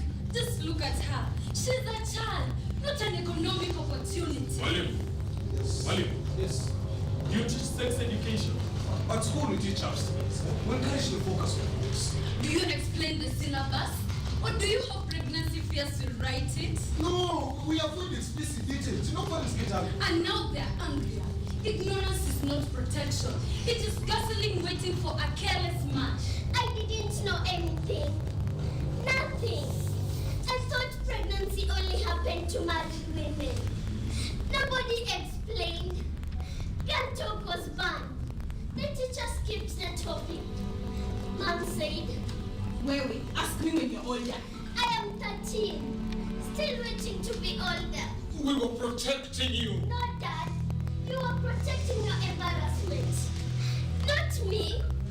I didn't even want to go with him. But I needed pads. I didn't want to stay in class again. Girls laugh. Look at her. Her dress is stained. She's still here. Nani kabaya They laughed and laughed. The teacher said, You will learn to sit properly, Peshi, or we will kick you out of this school. Jeff. So, Dixon said, Peshi. Peshi. Say my name. Say my name. Ah, you're smart. You're beautiful. You're loyal. And I appreciate you. Here, have some chips. Go spoil your mother, eh? Here, have these bags. Put them in your bag. And when they're done, come back for more. Say my name. Say my name. Say my name. Call me Buddha.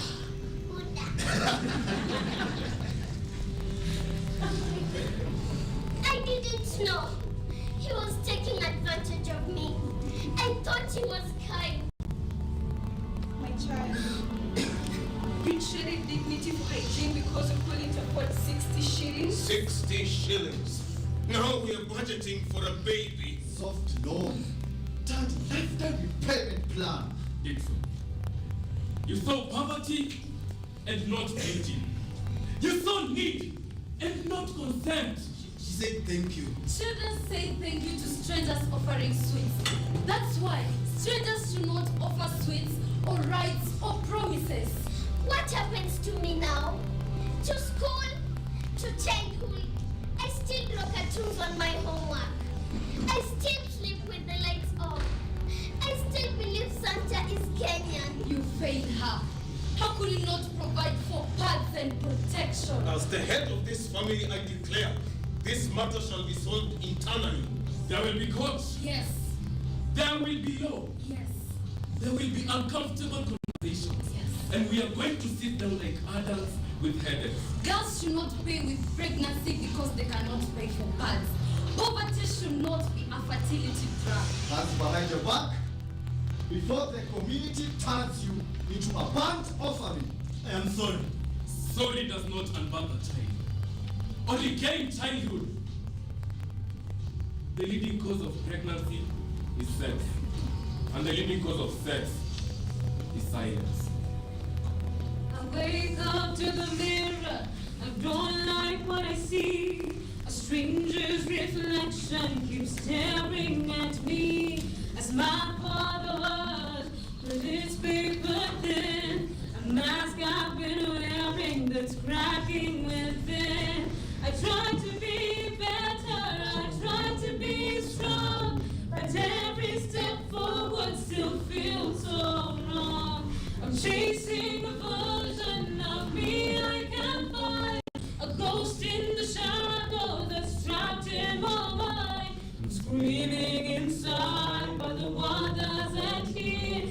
voice in my head is the one I most fear. No, I never wanted any of this. The path I have walked 1,000 times felt so strange, dark, and cold. His shadow swallowed all of my strength. My shadow swallowed all of your strength, but it doesn't mean that is all I intended. Deep down, you accepted. No. Deep down, you consented. No. Deep down, I resented. I think I'm concerned. I try to be better, I try to be strong, but every step forward still feels so wrong. I'm chasing a version, not me, I can't find. A ghost in the shadows that's trapped in my mind. I'm screaming inside, but the world doesn't hear. The voice in my head is the one I most fear. A very good afternoon to you from wherever you are, and welcome to Yamune TV. Making headlines today, the silent crisis that is rapidly tightening bills around the world. Reported cases show a sharp rise in early teenage pregnancies linked directly to a traditional practice known as KUTV. And a KUTV elders settle even the most serious cases of gender-based violence internally. As of tonight, young girls, some barely in their teens, are paying the heavy price of tradition. We cross over to a reporter in Nandi County who will shed more light on this alarming issue. Sharon, have you called it? I got it. Well, here in Nandi, girls are trapped in a system where perpetrators are protected and victims silenced. Health officers report a worrying spike in teenage mothers, many cases settled in KUTV circles. Earlier on, we were able to actually have a witness talk to us about such an occasion. Tuko live. Tega grind. Msichana analia, akaambiwa nyamaza. Akaambiwa tunafanya mambo yetu kindani ndani. Yaani kukaa. Na kijana ambaye aliharibu maisha yake, akaambiwa alete mbuzi na akasamehewa. Na sasa msichana ataweka nyaka.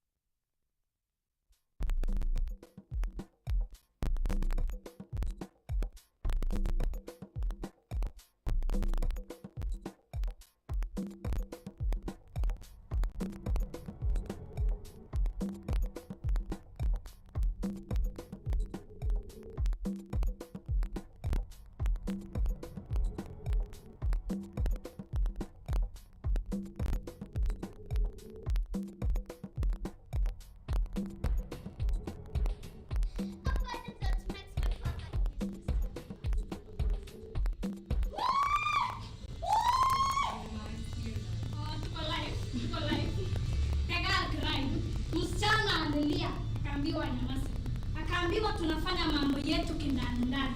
Yaani kukaa.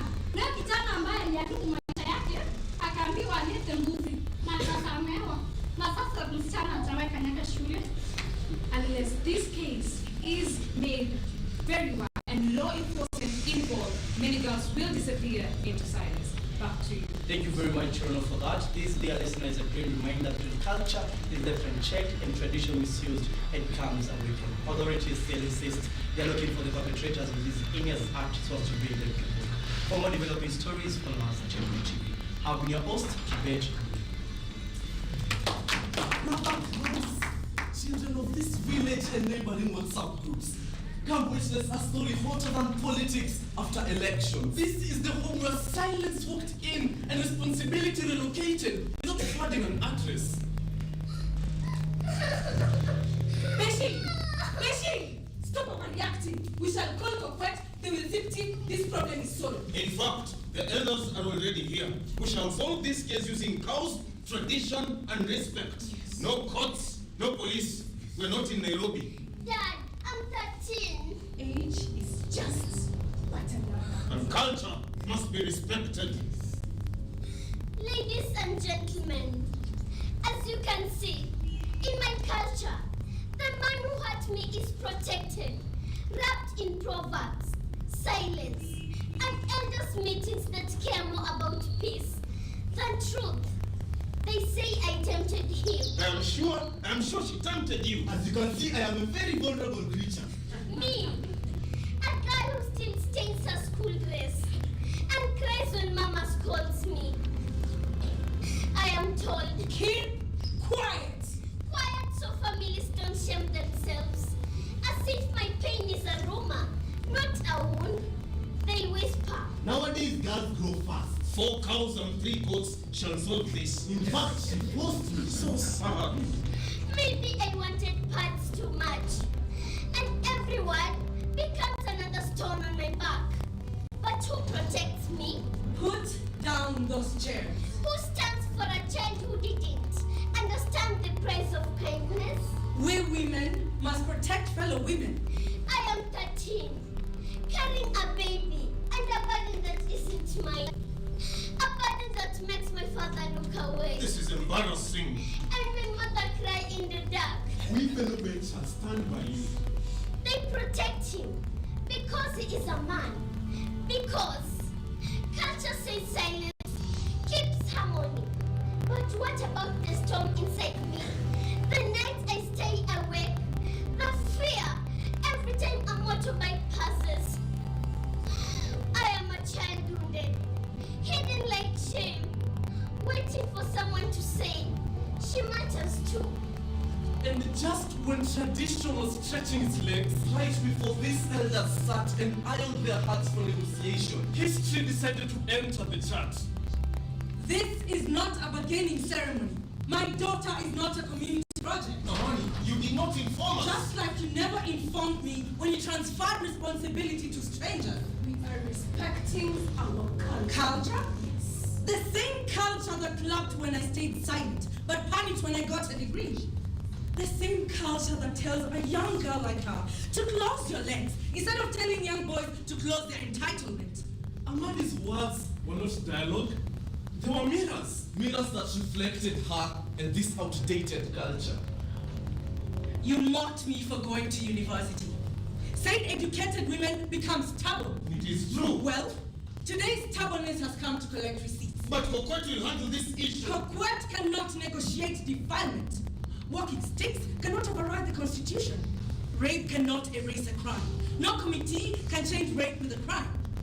Officer, arrest Dixon, license 256, reference bike named Destiny Changer.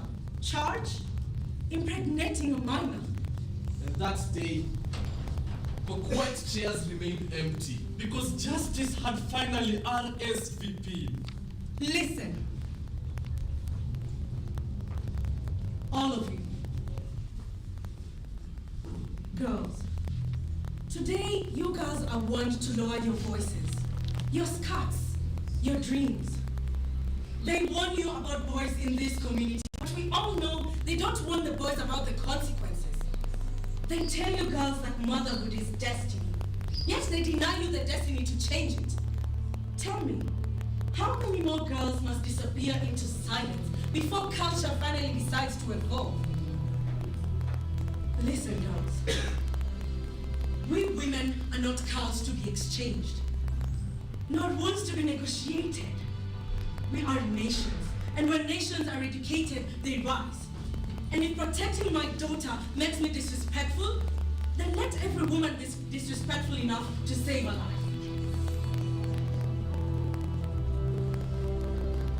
Ladies and gentlemen, that was our item. It's called a mashup. It's a combination of there's a play, narrative. You can add all other genres.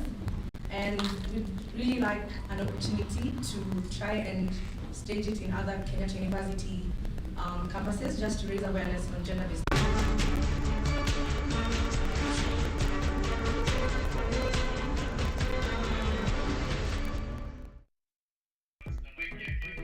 Yeah, Kajulu boy, Slayer B, Mama mboga boda boda, vijana wetu wazee wapia, maisha imebana, uchumi kukazana, sio kama jana, maisha tuchewe kijana, achanga maulana, pesa kwa wazee, manze kazi kwa vijana, kukotu ngani tuchwani penje katasani okayany okachayo chumi shuke sai uwizi wa mchana kwa koti wanakana ungani tuchwani penje katasani okayany okachayo chumi shuke sai promise wapi zile vitu buda fake promise fanya ile kitu boss tumechoka wapi ile kitu maisha imepanda wapi zile vitu umenisahau si ufanye ile kitu promise wapi zile vitu buda fake promise fanya ile kitu boss tumechoka wapi ile kitu sio rent sio fare kiongozi sio fama shida mina air hakuna wakukea madini na kemea kushindwa na kulea walishosha na mbolea kumbuka delamea ahadi zote fake plastic waste drastic change kubali ni revenge shuge imepanda kila kitu imepanda tukigoma bana chini tunafinywa promise wapi zile vitu buda fake promise fanya ile kitu boss tumechoka wapi ile kitu maisha imepanda wapi zile vitu umenisahau si ufanye ile kitu promise wapi zile vitu buda fake promise fanya ile kitu boss tumechoka wapi ile kitu maisha imepanda wapi zile vitu umenisahau si ufanye ile kitu promise wapi zile vitu buda fake promise fanya ile kitu misiogopi bana na dea boss mbonu jali na ukea please punguza fisadu na kera boss njai natua hamjali misipendi madrama na asema si ufanye ile kitu mapema eti mapepa hamchoki minarodenga fanyanga ile kitu siogopi hata jitu mapepa hamchoki minarodenga fanyanga ile kitu siogopi hata jitu hey promise wapi zile vitu buda fake promise fanya ile kitu boss tumechoka wapi ile kitu maisha imepanda wapi zile vitu umenisahau si ufanye ile kitu promise wapi zile vitu buda fake promise fanya ile kitu boss tumechoka wapi ile kitu maisha imepanda wapi zile vitu umenisahau si ufanye ile kitu promise wapi zile vitu buda fake promise fanya ile kitu boss tumechoka wapi ile kitu maisha imepanda wapi zile vitu umenisahau si ufanye ile kitu promise wapi zile vitu wanasema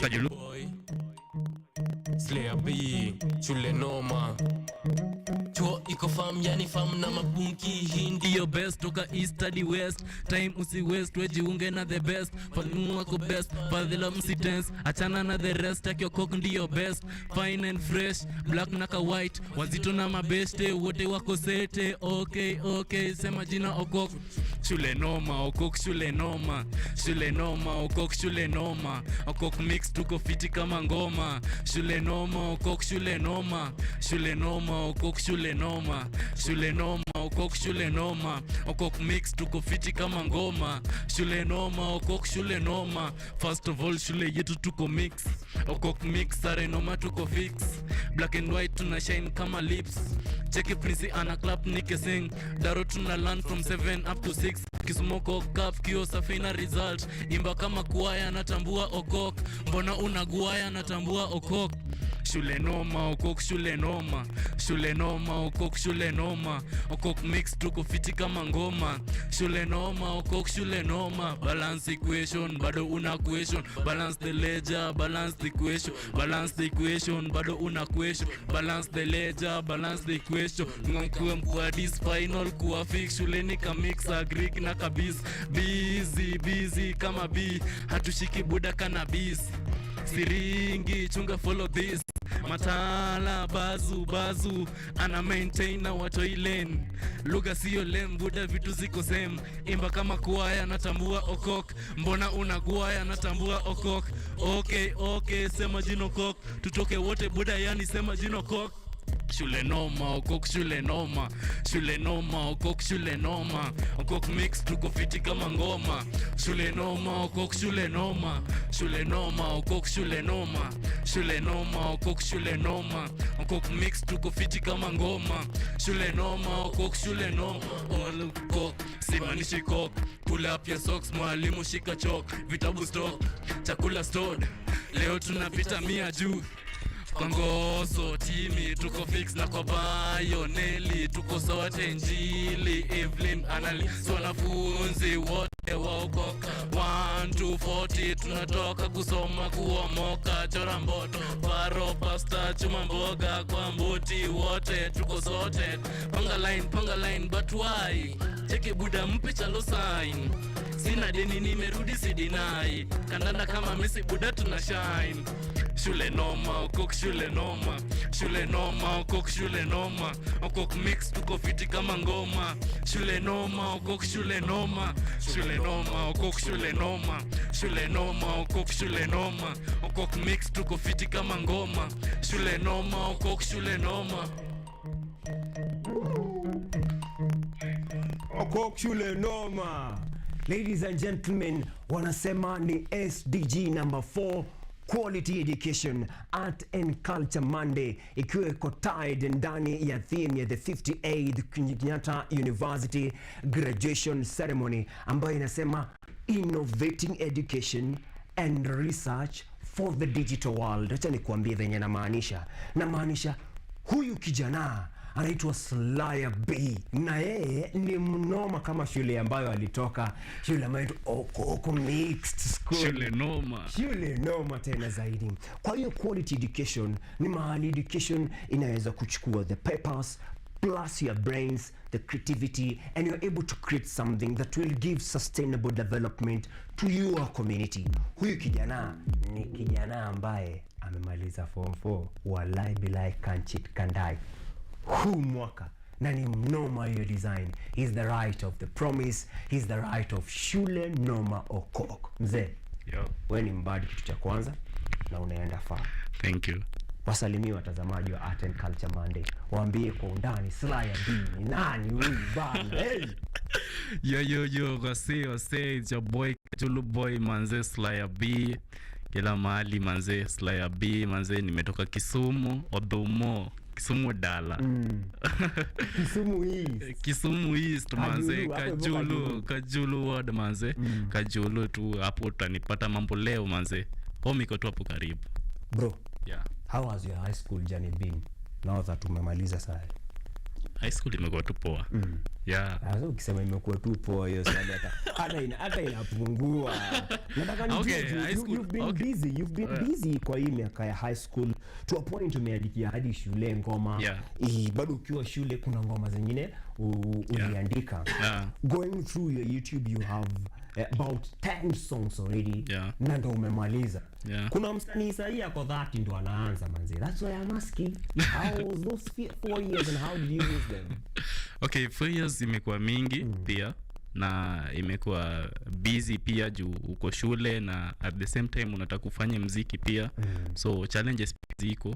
The promise, fake promises umeziongelelea pale. Hizi ni vitu mostly huwa zinaonekana maybe kwa wasanii I would say. But you as a high school student, what informed the writing of hiyo ngoma promise? Okay, fake promise by then iliandika time baba alisema. Baba alisema. Kwanza atakula pause. Leo ni 15th December, it marks officially 60 days from when we lost Baba in October 15th, 2025. The day baba alisema alitupea holiday ya 3 days. Ilikuwa inaanza Wednesday hadi hiyo time ya maandamano. Tuesday sasa tupate bado. I think ni 2023 ilikuwa maandamano ya sufuria. Hiyo time. So umejua time, hiyo time tulienda shule by the way. Hiyo Wednesday tukaambiwa turudi home. Walai. Tulirudi home. Odhumo ilikuwa serious. Tulirudi home. Na umejua pale by the okay, mimi niko na study kwa day school. So umejua okok ni day school. So tukarudi home. So ilifika kitu kama saa 2 saa 3 nikasema leo nataka kwenda kuwatch news nione nini ilifanyika. Nini imefanya baba anatupe hii holiday na tunaingia shule tunapata wallahi like kanchiti kanga hiyo holiday tunaenda na tunaenda saa hii. So umejua tukaenda, so nilienda kuwatch news saa 3. Yani vitu zenye nilikuwa naona nasema bana matia gas. So hapo ndo hiyo ngoma ili come through hiyo time nilikuwa na watch news. So ni fake promises too. A moment of trigger, ladies and gentlemen, that was a high school student with a mandate to be undergoing access to quality education, but because of how the country is going or the events that surrounded 2023 in terms of a political sphere, they had to be home. But at home, because of SDG number 4, quality education, after watching news, this up-to generation decides to write, and that music is timeless music. Hiyo ngoma ya fake promises ni ngoma haishi leo au kesho. For as long as watu watakuwa wakipeanaga fake promises, it is here to stay. Always utakuwa pale hiyo. Kazi yako ni kuangalia na huu mwaka ngoma yangu inafika wapi? So 2022 mlikuwa mmeandika ngoma ya shule which got released last year. Okay, but your song umeja nilijoin from 1 2022. So ilikuwa cultural day. So umejua mi nilikuwa na feature white pale shule, siko nataka watu wanijue mimi ni msanii. So umejua kulikuwa na watu wenye walikuwa wananijua already na walikuwa hapo. Na siku hizi hata digaga unavaa za white. So umejua pale shule kuna wenye walikuwa wananitambua by that time bado. Na walikuwa nasoma hapo. So umejua ilikifika hiyo point yenyewe watu walikuwa wana prepare for cultural day. So wasanii wengine walikuanga shule. So hao ni form 3 form 4. So umejua mimi nilikuwa na feature tu white. So kuna boy fulani alikuwa ananiambia bana bro, wewe ni msanii bana, acha kuficha white hapa. So na hizi white zako hata ufike. So umejua like ilifika, so hiyo time hao wasanii walikuwa wanaandika ngoma. Ndo umse akaniita akamwambia bana, mimi pia niko na msanii mnoma. Na nitamuita tu hapa. So hiyo time nikaenda kucheki venye wase walikuwa wanaandika ngoma. So tuliandika ngoma, by the way tuliandika ngoma mingi na wase. Na nika come up na hiyo idea ya shule noma. Ilikuwa tu jokes tu. So tukaenda tukachafua tu hiyo ngoma, hiyo chorus tu. Tulienda tukachafua. So time ilifika point yenye nilikuwa naona nitamaliza high school na hii ngoma sijatoa. Nikasema acha nifanye hii ngoma. So umejua sikuwa nimeprepare kuifanya.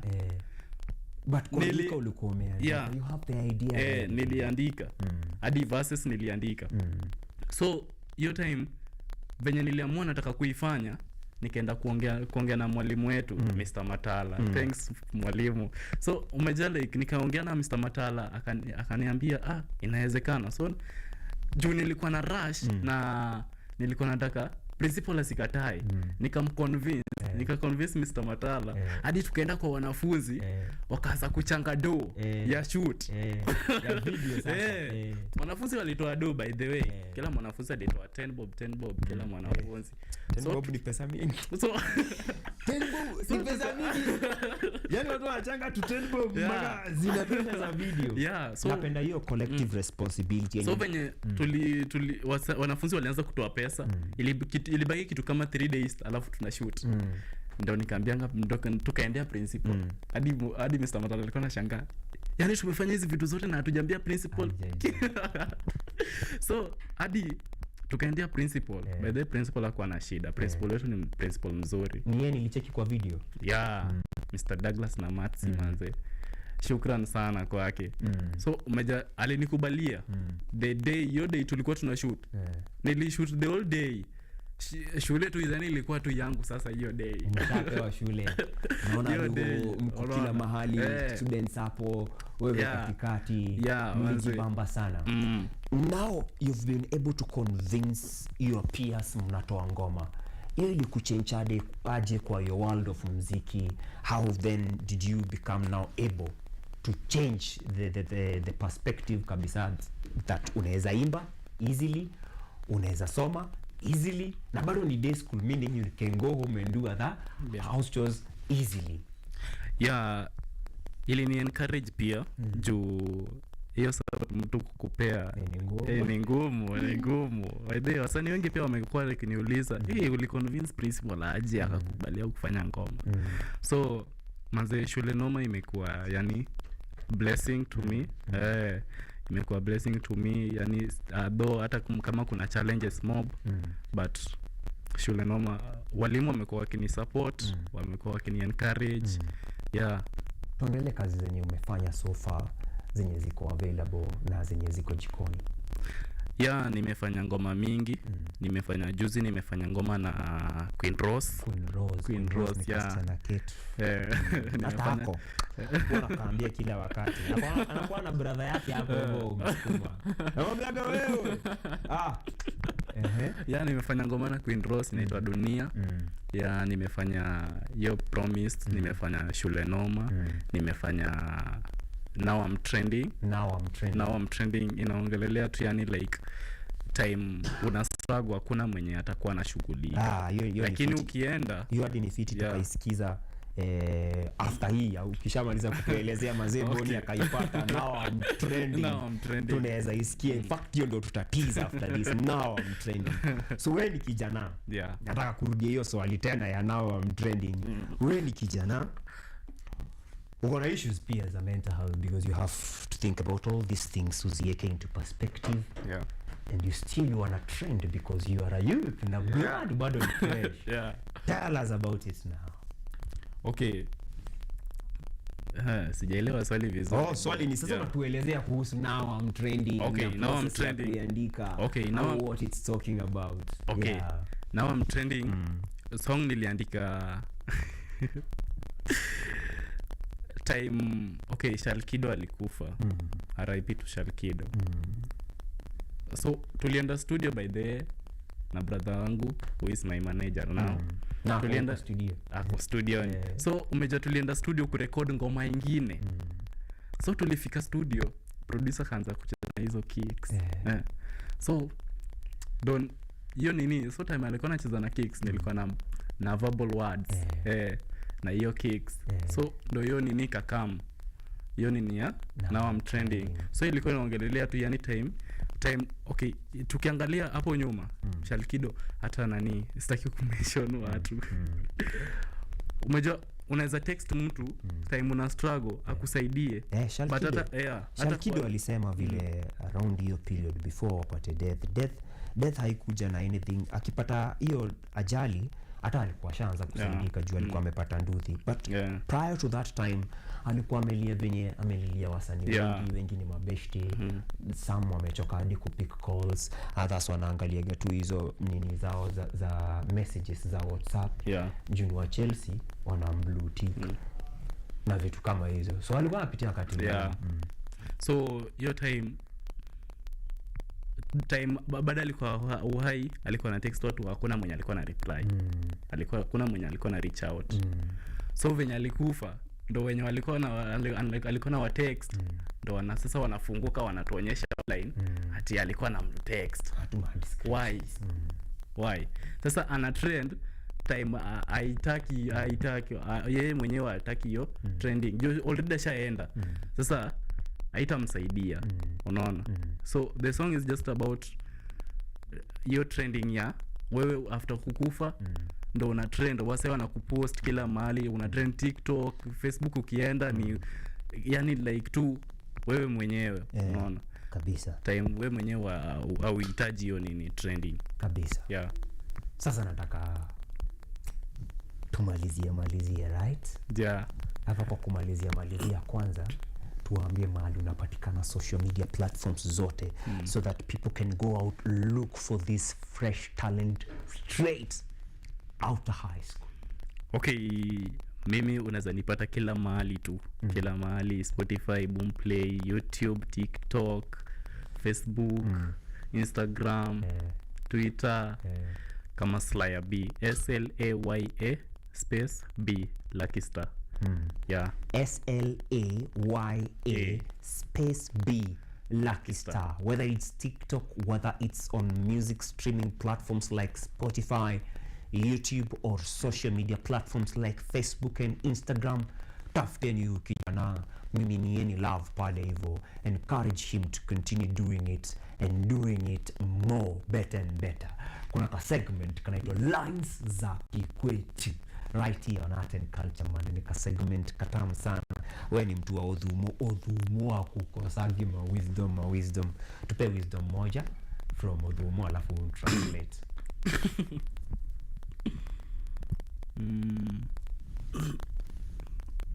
Uni Kajulu boy.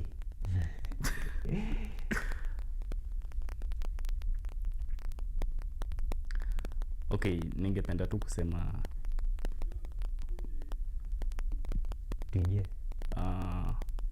let us not depend on people too much. Iseme na ile lugha unajua nataka uiseme nayo mzee wewe.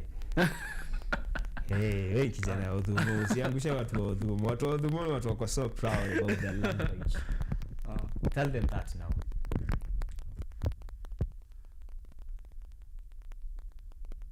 Sawa, haiko. Laili nimeenda. Haiko, tazamaji yeye umepotea. Lakini anasema normaliza kusoma. Anaingia sasa kusoma zingine. So tutaku excuse because of that. Performing his last song will be a collab amefanya na Queen Rose. Inaitwa Dunia. Yeah. What was happening time mlikuwa mnaandika Dunia ama kuliendaje mkaandika Dunia? Okay, Dunia ilikuwa tu vibe kenye imefanyika na kenye ilikuwa inafanyika. So ni tu about people venye watu ukua. Yeah. Kabisa. Hiyo Dunia ndio ina come up right after this, mpenzi mtazamaji. It has been a nice interview.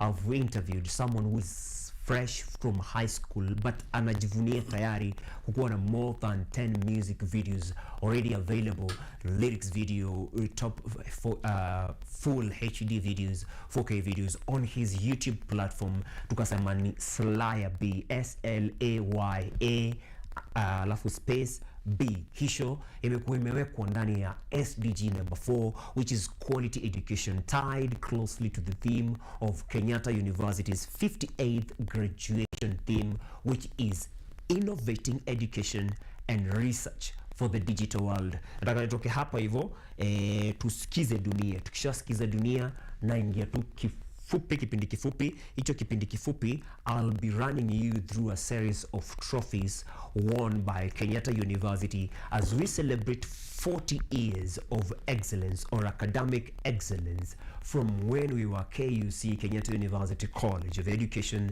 to now that we are a premier university 2 times in a row ranked by World's Times Higher Learning. Hii ni Art and Culture Monday na huyu ni Slaya B. Kibao ana perform ni Dunia. Tende kazi ya Nkoboni.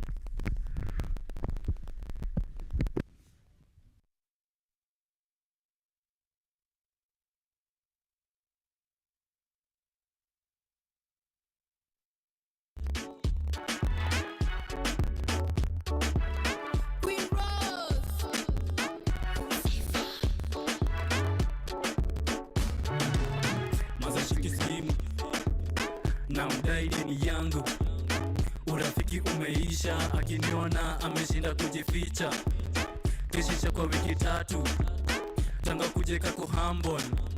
Hey brother, wala inyokole, niko na kashida fulani moro nimekwama. Nitarudisha tu kesho tena mapema, kuna mradi fulani nilichapa na Ivana. Nikacheki kopenjeka kuna kitu, lakini badi fiki kenye alidai. Sikuwa na cash na yalikuwa na rush, ndo nifikishe kwangu ilibidi nifulize. Later on tulive kitu wiki, after kupata kazi akaanza kunifichia white. Hii dunia kuna watu na viatu, tenda wema nenda zako. Hii dunia kuna watu na viatu, tenda wema nenda zako. Hii dunia kuna watu na viatu, tenda wema nenda zako. Hii dunia kuna watu na viatu, tenda wema nenda zako. Napiga simu unakata, hata kujificha nitakupata. Nimekuona online, ni wewe na kusoma, tiketi tutapatana. Hey, anonagi jalejo malako nagi matokoro nyakachopnuka tuyiye katudagi. Nyapini timo gimo kunyatimo makuwangi, Queen Gislea B combination. Eti mutu tulikuwa baby na hani saina tuma text naona kini blue tick tu. hadai vako zangu anymore. Anasema misi ligi yake nijikate tu. Squeezy ana roll na wenye dinga na dai nimesota bora nisake tu mado. Lakini misijali najua nitamadu. Mapenzi wezi ekanunuliwa tu. Wale wa red deal nishanga mjoni fake. Tango kuse kushika simu day ya meeting.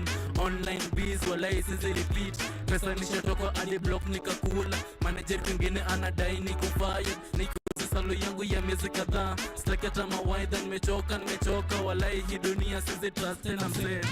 Hii dunia kuna watu na viatu. Tenda wema nenda zako. Hii dunia kuna watu na viatu. Tenda wema nenda zako. Hii dunia kuna watu na viatu. Tenda wema nenda zako. Hii dunia kuna watu na viatu. Tenda wema nenda zako.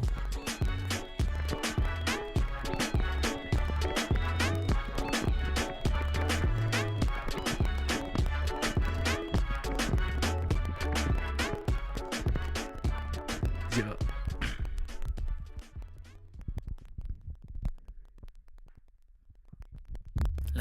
Lucky star. Yes, clearly. Sometimes life starts bro. Unajaribu kuomba help lakini hakuna care. Watu wanangoja uende ndo kupost. Listen. Niliomba help nililia kwa DM. Wote waliona posta kuna hata 1 PM. Nilijaribu kuexplain but walinicheka tu, wengine wakaona kama sina kitu. Niliona mtu akisaidia wakasema ana show off, lakini ukiona mtu akiteseka hakuna naye jitokeza tough. Wamejaa maneno hard zimefreeze. Now I'm trending but I'm gone. Pictures everywhere on your phone. Mlikuwa wapi when I was alone? Nilikuwa nalia kuna response. Now I'm trending, now you post me. Mnasema we lost a real G. But when I beg, no one could see. Now you remember but it's too late for me. Wanasema amechukuliwa maybe for rituals. Maneno mengi after death ni spiritual.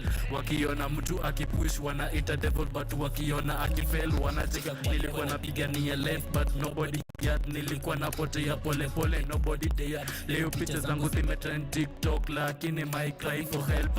Why do we wait till it's late? Kumpenda mtu after fate. Tunaishi world ya hate na fake love no rate. Ukisaidia they call you proud. Ukikaa kimya they call you cold. So how do we live in this world where love is bought and hearts are sold? Now I'm trending but I'm gone. Pictures everywhere on your phone. Mlikuwa wapi when I was alone? Nilikuwa nalia kuna response. Now I'm trending, now you post me. Mnasema we lost a real G. But when I beg, no one could see. Now you remember but it's too late for me. And life is funny sometimes. Watu wanangoja uende ndo kupende. Next time mtu akilia tafadhali msicheke. Because love is not for the dead, it's for the living. Slayer B.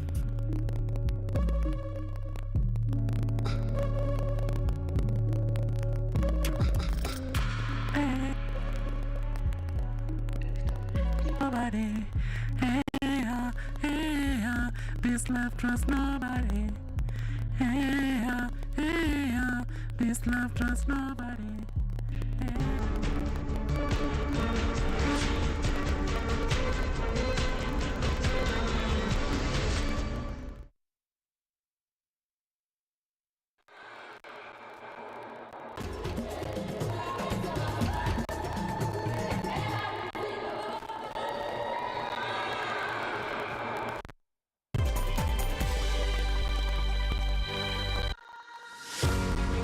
Are you ready to take charge of your health? Welcome to Focus on Health, your weekly guide to staying informed and living better. Join me every week as I sit down with trusted medical experts. Gynecology is basically a field concerned with mainly the female genitalia. Explore real-life stories during when the patient come in and bring you updates and tips that are beneficial to health. Because health isn't just important, it is everything. Tune in to Focus on Health every Thursday at 7:30 p.m. only on KUTV. I'm your host, Kandia Marian, and I'll see you then.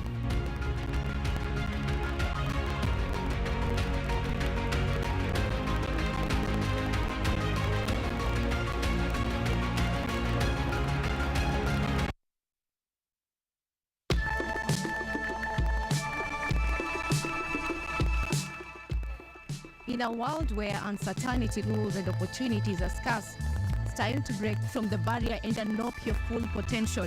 We must live within our means. We cannot spend money that we don't have. We will explore the fascinating world of investment, trade secrets, business strategies and entrepreneurship. Sasa challenges ziko mingi sana. Parking ya mzigo imekuwa mbaya. Unaweka pesa yako inakataa kurudi. Whether you're a seasoned investor or just starting out, what you covered with invaluable insights to help you succeed. Now, this year we have seen a rebound in the economy, which is well above the global average of the 3%. Join me, Anyango Sylvia, every Sunday and Monday on KUTV News at 9, and let's turn your dreams into reality.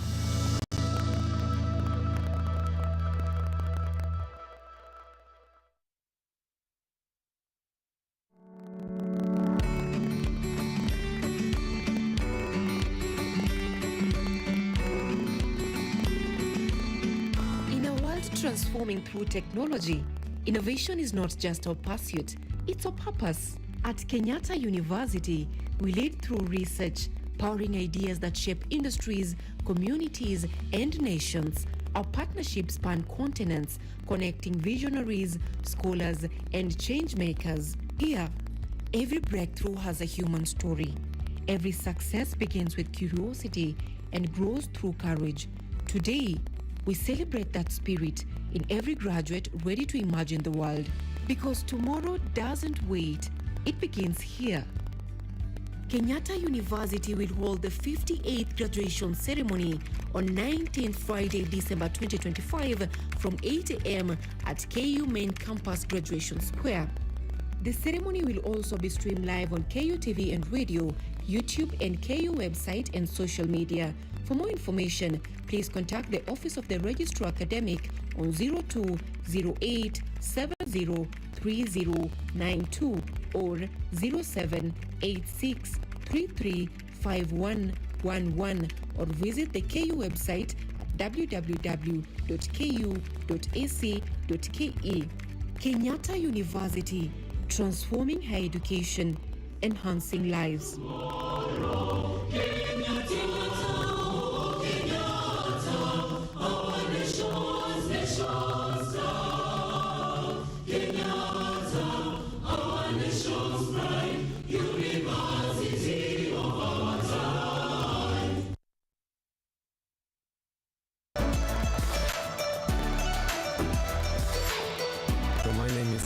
I'm Associate Professor in the Institute of Philosophy of Jagiellonian University in Krakow, Poland, and I'm the main coordinator of the Cafe project, which is being here hosted by Kenyatta University.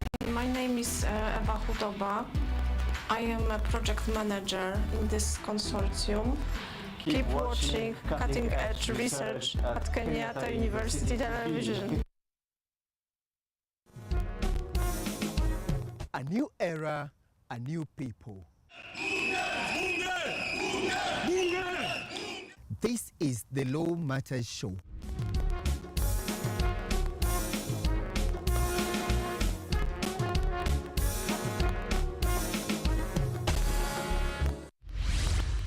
A program that brings you legal sensitization on your television. My statement is written and just the quote the prosecution. I think that this loss is a setback for Raila Odinga. What policy recommendations were fronted by the candidate? With diversity, we demystify important legal issues locally, regionally, and internationally. What Tanzanians? Join me, Elvin Onsongo, as I bring you more insights on law matters. We are looking at social issues. What is the problem? Is it the economy? Is it... Law Matters Show, creating awareness, advocacy, and enhancing lives.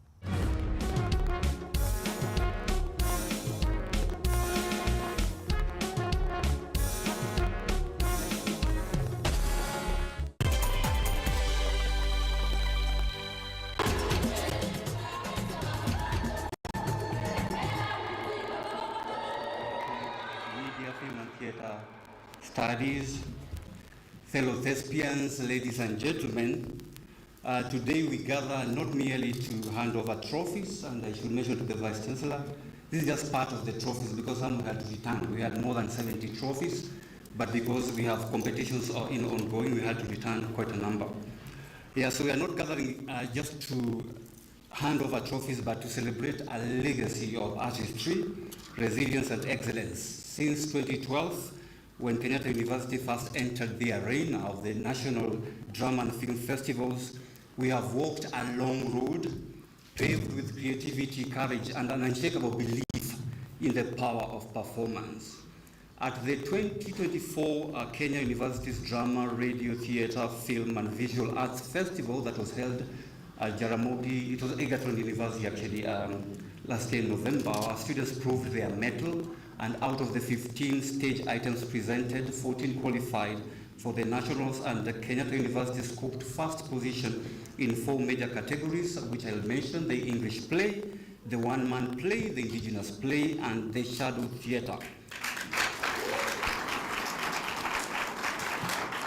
In film, we were crowned Best University in Film, bagging awards in feature film, teen film, TV drama, and animation, alongside other runner-up positions in short film, silent film, and documentary.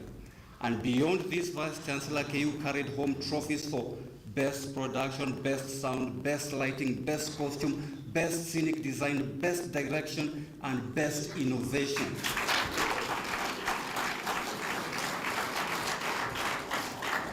This year was the crowning glory. Our stage play, The Last Spear of Nandi, swept virtually every category, winning Best Overall University Item, Best Production, Best Director, Best Scripted Play, Best Play in English, Best Costume and Decor, Best Lighting and Sound, Most Original Play, Most Creative Play, and the Adjudicators Award. On the individual front, KU produced the Best Actress, whom will be handing the trophy to you, later on, and Best Actor of the Festival of Kenyatta University. While in live broadcast, we took first place in every single category. From stage to screen, from broadcast to comedy, Kenyatta University has stamped its authority as a true powerhouse in the performing arts. And this triumph was not a solo act. I wish to acknowledge with deep gratitude Dr. Evelyn Hongo, our current chair of Department of Communication, Media, Film and Theatre Studies, who stepped in with great dedication when I had to travel abroad. Mr. Derek Waswa, our technician, whose artistry and direction gave birth to some of our most lauded drama items. And I say asante sana, Derek. To Dr. Clinton Kihima right there, and Mr. Ken Otunga, who tirelessly coordinated our film productions. Your work made us the best university in film this year and last year. And to our student directors, the unsung heroes who scripted and directed the winning items, you are the pearls of this success. I wish to ask you to rise so that we may all salute your brilliance. The directors, can you stand up? Student directors, thank you very much. Thank you.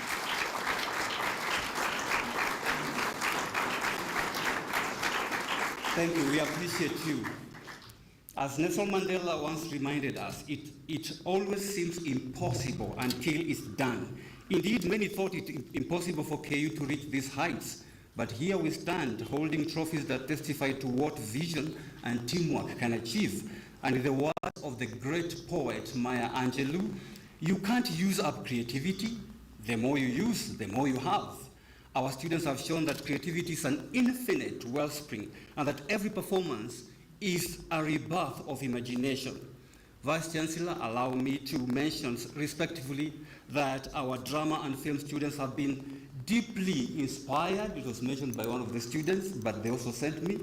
They were deeply inspired by the generous gesture that was extended to the university choir following their success at the music festival when you graciously treated them to a trip to a North Coast Beach Hotel. That act of recognition, Vice Chancellor, made a significant impression across the creative disciplines, and if circumstances allow for a similar symbolic gesture for this group. It will greatly motivate them. And we only presented a bit of what they acted. And probably in Mombasa we'll be able to present much more. Yeah?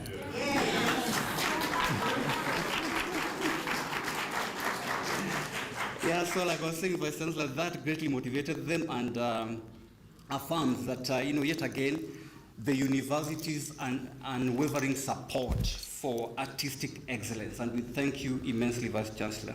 To the students, I thank you. You have put Kenyatta University on a pedestal, not only in Kenya, but across the region. You have proven that theatre and film are not just art forms, but vehicles for social change. You saw that what was presented here today.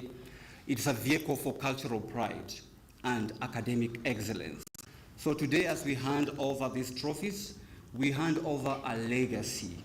May the trophies remind us that Kenyatta University is not just part of the story of drama and film in Kenya. We are shaping that story. Bravo, KU drama team. Bravo, KU film team. Bravo to all of you. And now I take this opportunity, I have the pleasure to invite our Deputy Vice Chancellor. Dr. Mugumbi, the drama and film patron.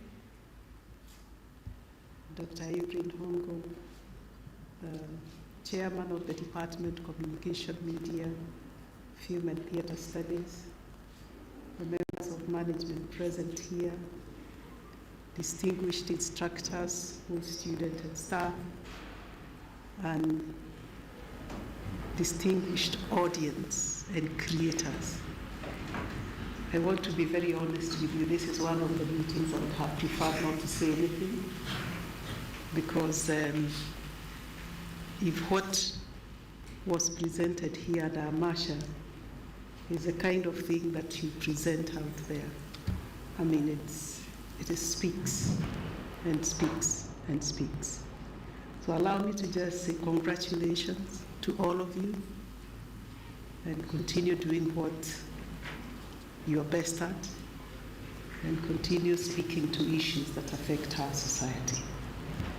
Congratulations to the Diana Award recipient, Mr. Furukairo, and your team. Congratulations to the patron, the chair. And let's continue together to contribute.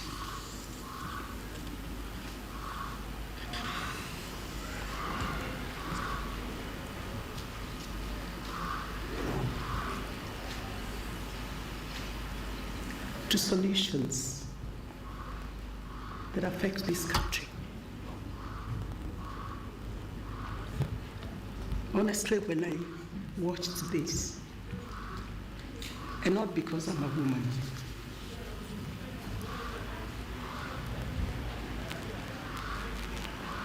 I imagined, I'm sorry, Missy,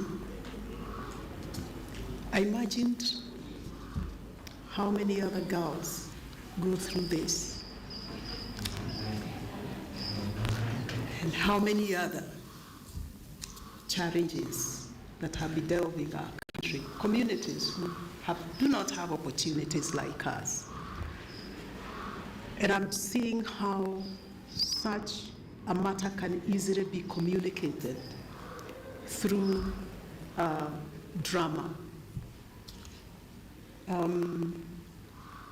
Yes, we have 3 mandates: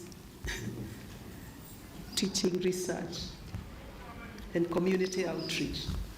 But see what we can do as a community. Students doing their part to communicate a voice in a society, in our society, Kenya. We are not talking about, before we go out, we deal with issues in our Jerusalem. You know what I mean? And you can list the many, many other things that we can together as a community provide solutions for. Hongera, hongera, hongera, hongera tena. Let us continue to do what we can as a university to offer solutions that have great impact to improve lives, so that all of us can be lifted. Thank you again to the student directors, the patron, the chairman, and all of you. And thank you so much, Vice Chancellor, also for creating an opportunity in this university and an environment that allows students to become. And staff to become. Because without such an environment, we cannot see this. Without such an environment, we can't experience what we have experienced today. You literally took me out of my academic office and took me elsewhere. And this thing will be with me for a very, very long time. Well, thank you very much for listening to my raw speech. And I want to take this opportunity to invite the Vice Chancellor to address this very beautiful.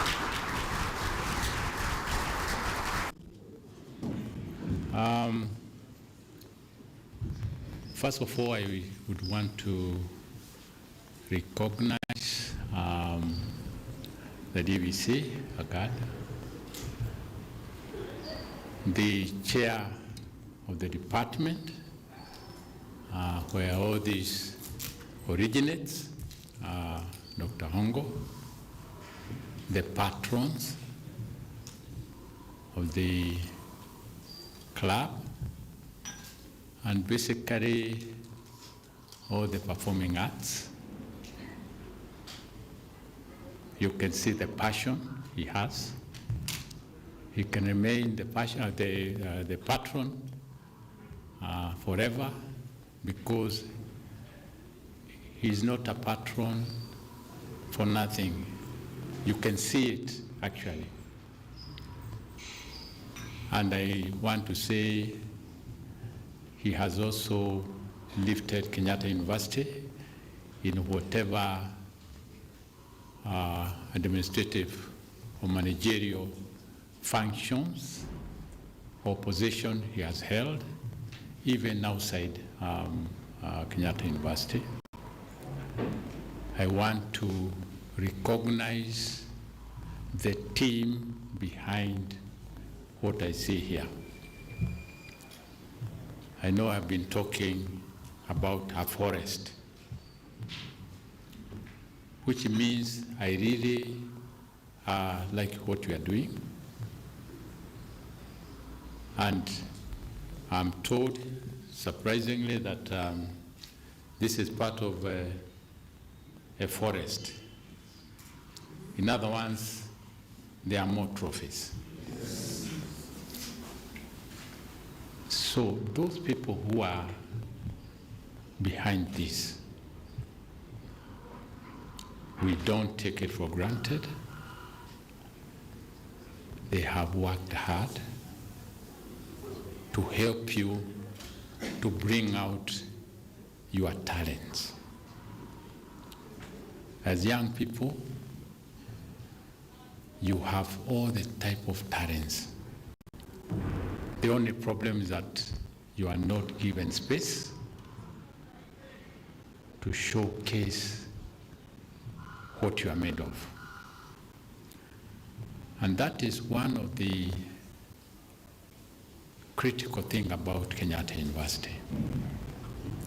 You may come for engineering, you may be admitted here to do law, education, but we also realize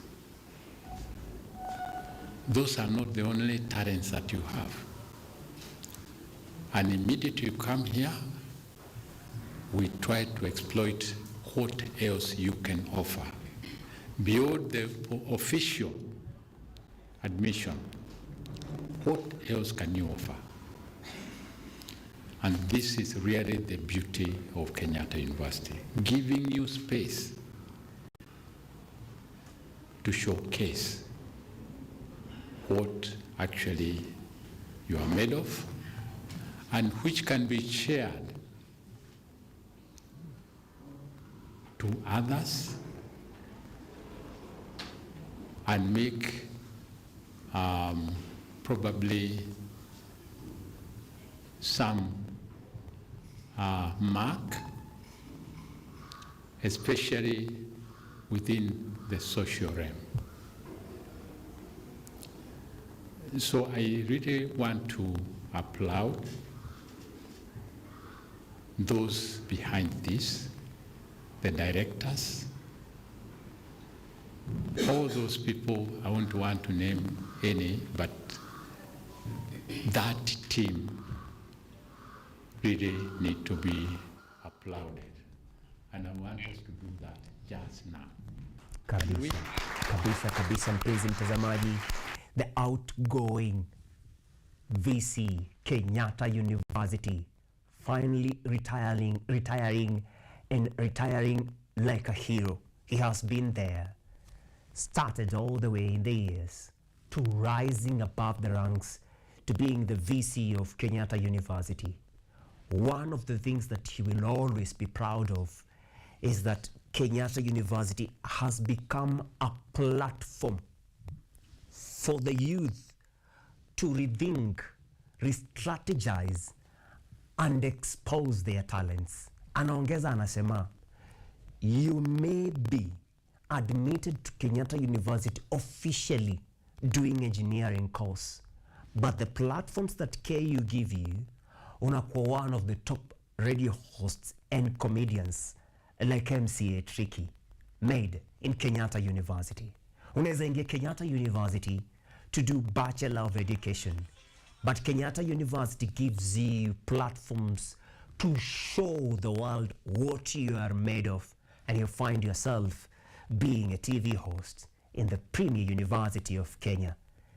19th, this Friday, December 2025, that university, the premier university, Kenyatta University, will hold its 58th graduation ceremony proudly under the theme of innovating education and research for the digital world.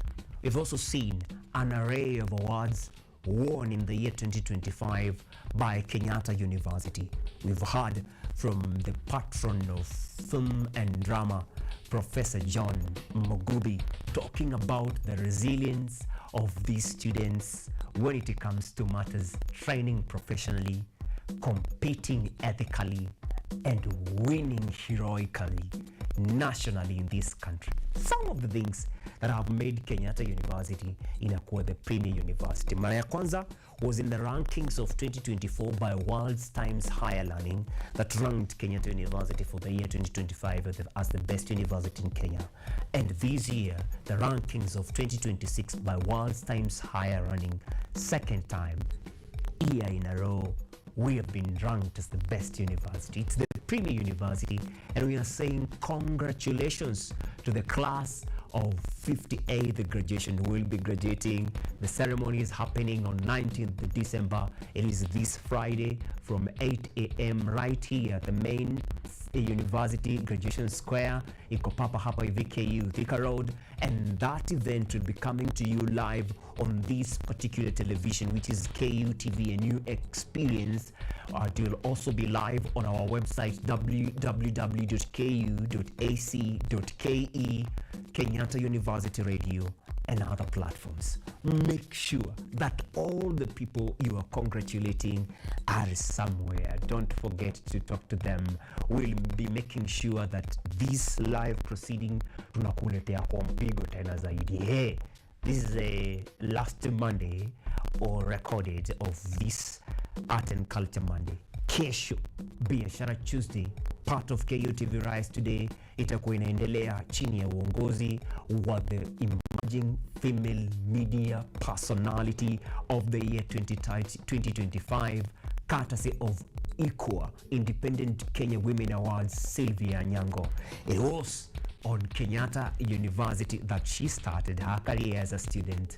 She graduated as a teacher and then came to Kenyatta University television station to do a course in practical training in media. You've seen her journey as a news reporter. From news reporter, Sylvia Nyango has evolved to being a news anchor, news producer, and today I'm talking to you, telling you that she's our host. She'll be there tomorrow to crown all that in the year 2025. She was able to win the Emerging Female Media Personality of the Year. All thanks to her, all thanks to God, all thanks to KUTV and Kenyatta University. We are celebrating 40 years. These 40 years have been characterized by academic excellence, research and sustainable development, not only in class. Na ikifika ni in class, ranked the best. Ikifika ni mambo ya sciences, we are ranked the best in this country. Ikifika ni mambo ya arts, hapo sisi ndio wababe zaidi. You've been able to watch proceedings of moot cases that have been won by Kenyatta University law students here at home in Kenya and far outside Kenya, including South Africa. Those kinds of talents are the talents that have made that university to be ranked twice, to be ranked twice as the best university. 40 years growing from a simple Kenyatta University College of Education under UON.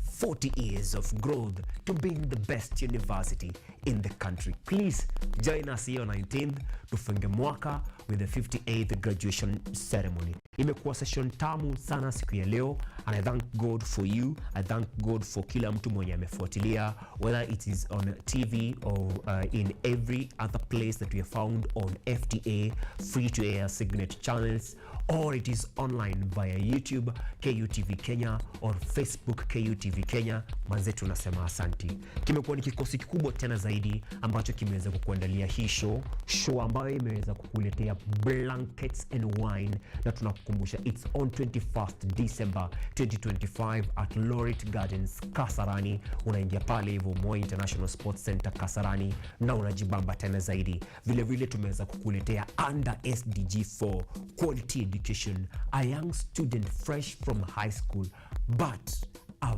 very old soul when it comes to matters entertainment. Nafungia hii show hapa hivi, nasema asanti kwa niaba ya kila mtu ambaye amefanikisha kipindi hii leo, ikiwemo mwelekezi na vile vile mzalishi ambaye ni Boniface Otiambo TNO 07041073 wa 7373 iwapo unamtafuta kwa mpigo tena zaidi, a very talented fellow. Tukisema asanti, vile vile tumekuwa na on cameras magwiji watatu. Tumekuwa na director Malton Conchela, tumekuwa na Jess, na tumekuwa na Malik Oyondi Otiende, kijana ambaye bado anazidi kujituma ikifika ni masala ya media. On the transmission tumekuwa na Pato. It has been a 2025 of Art and Culture Monday. Hapa hivi ndo nasema asante, na vile vile kukukumbusha kwamba I wanna wish you a Merry Christmas. I wanna wish you a Merry Christmas. I wanna wish you a Merry Christmas from the bottom of my heart. Ronito Joan, mtoto wa Mariam, Senior Warrant Officer 1 au Luteni Kanali. Tukipatana mtaani niite Mkenya, Akenya naye, lakini Ukenya wake usiukenye Kenya. Merry Christmas and Happy New Year 2026. Chungu kimevunjika, maji yameshamwagika, hayazoleki tena.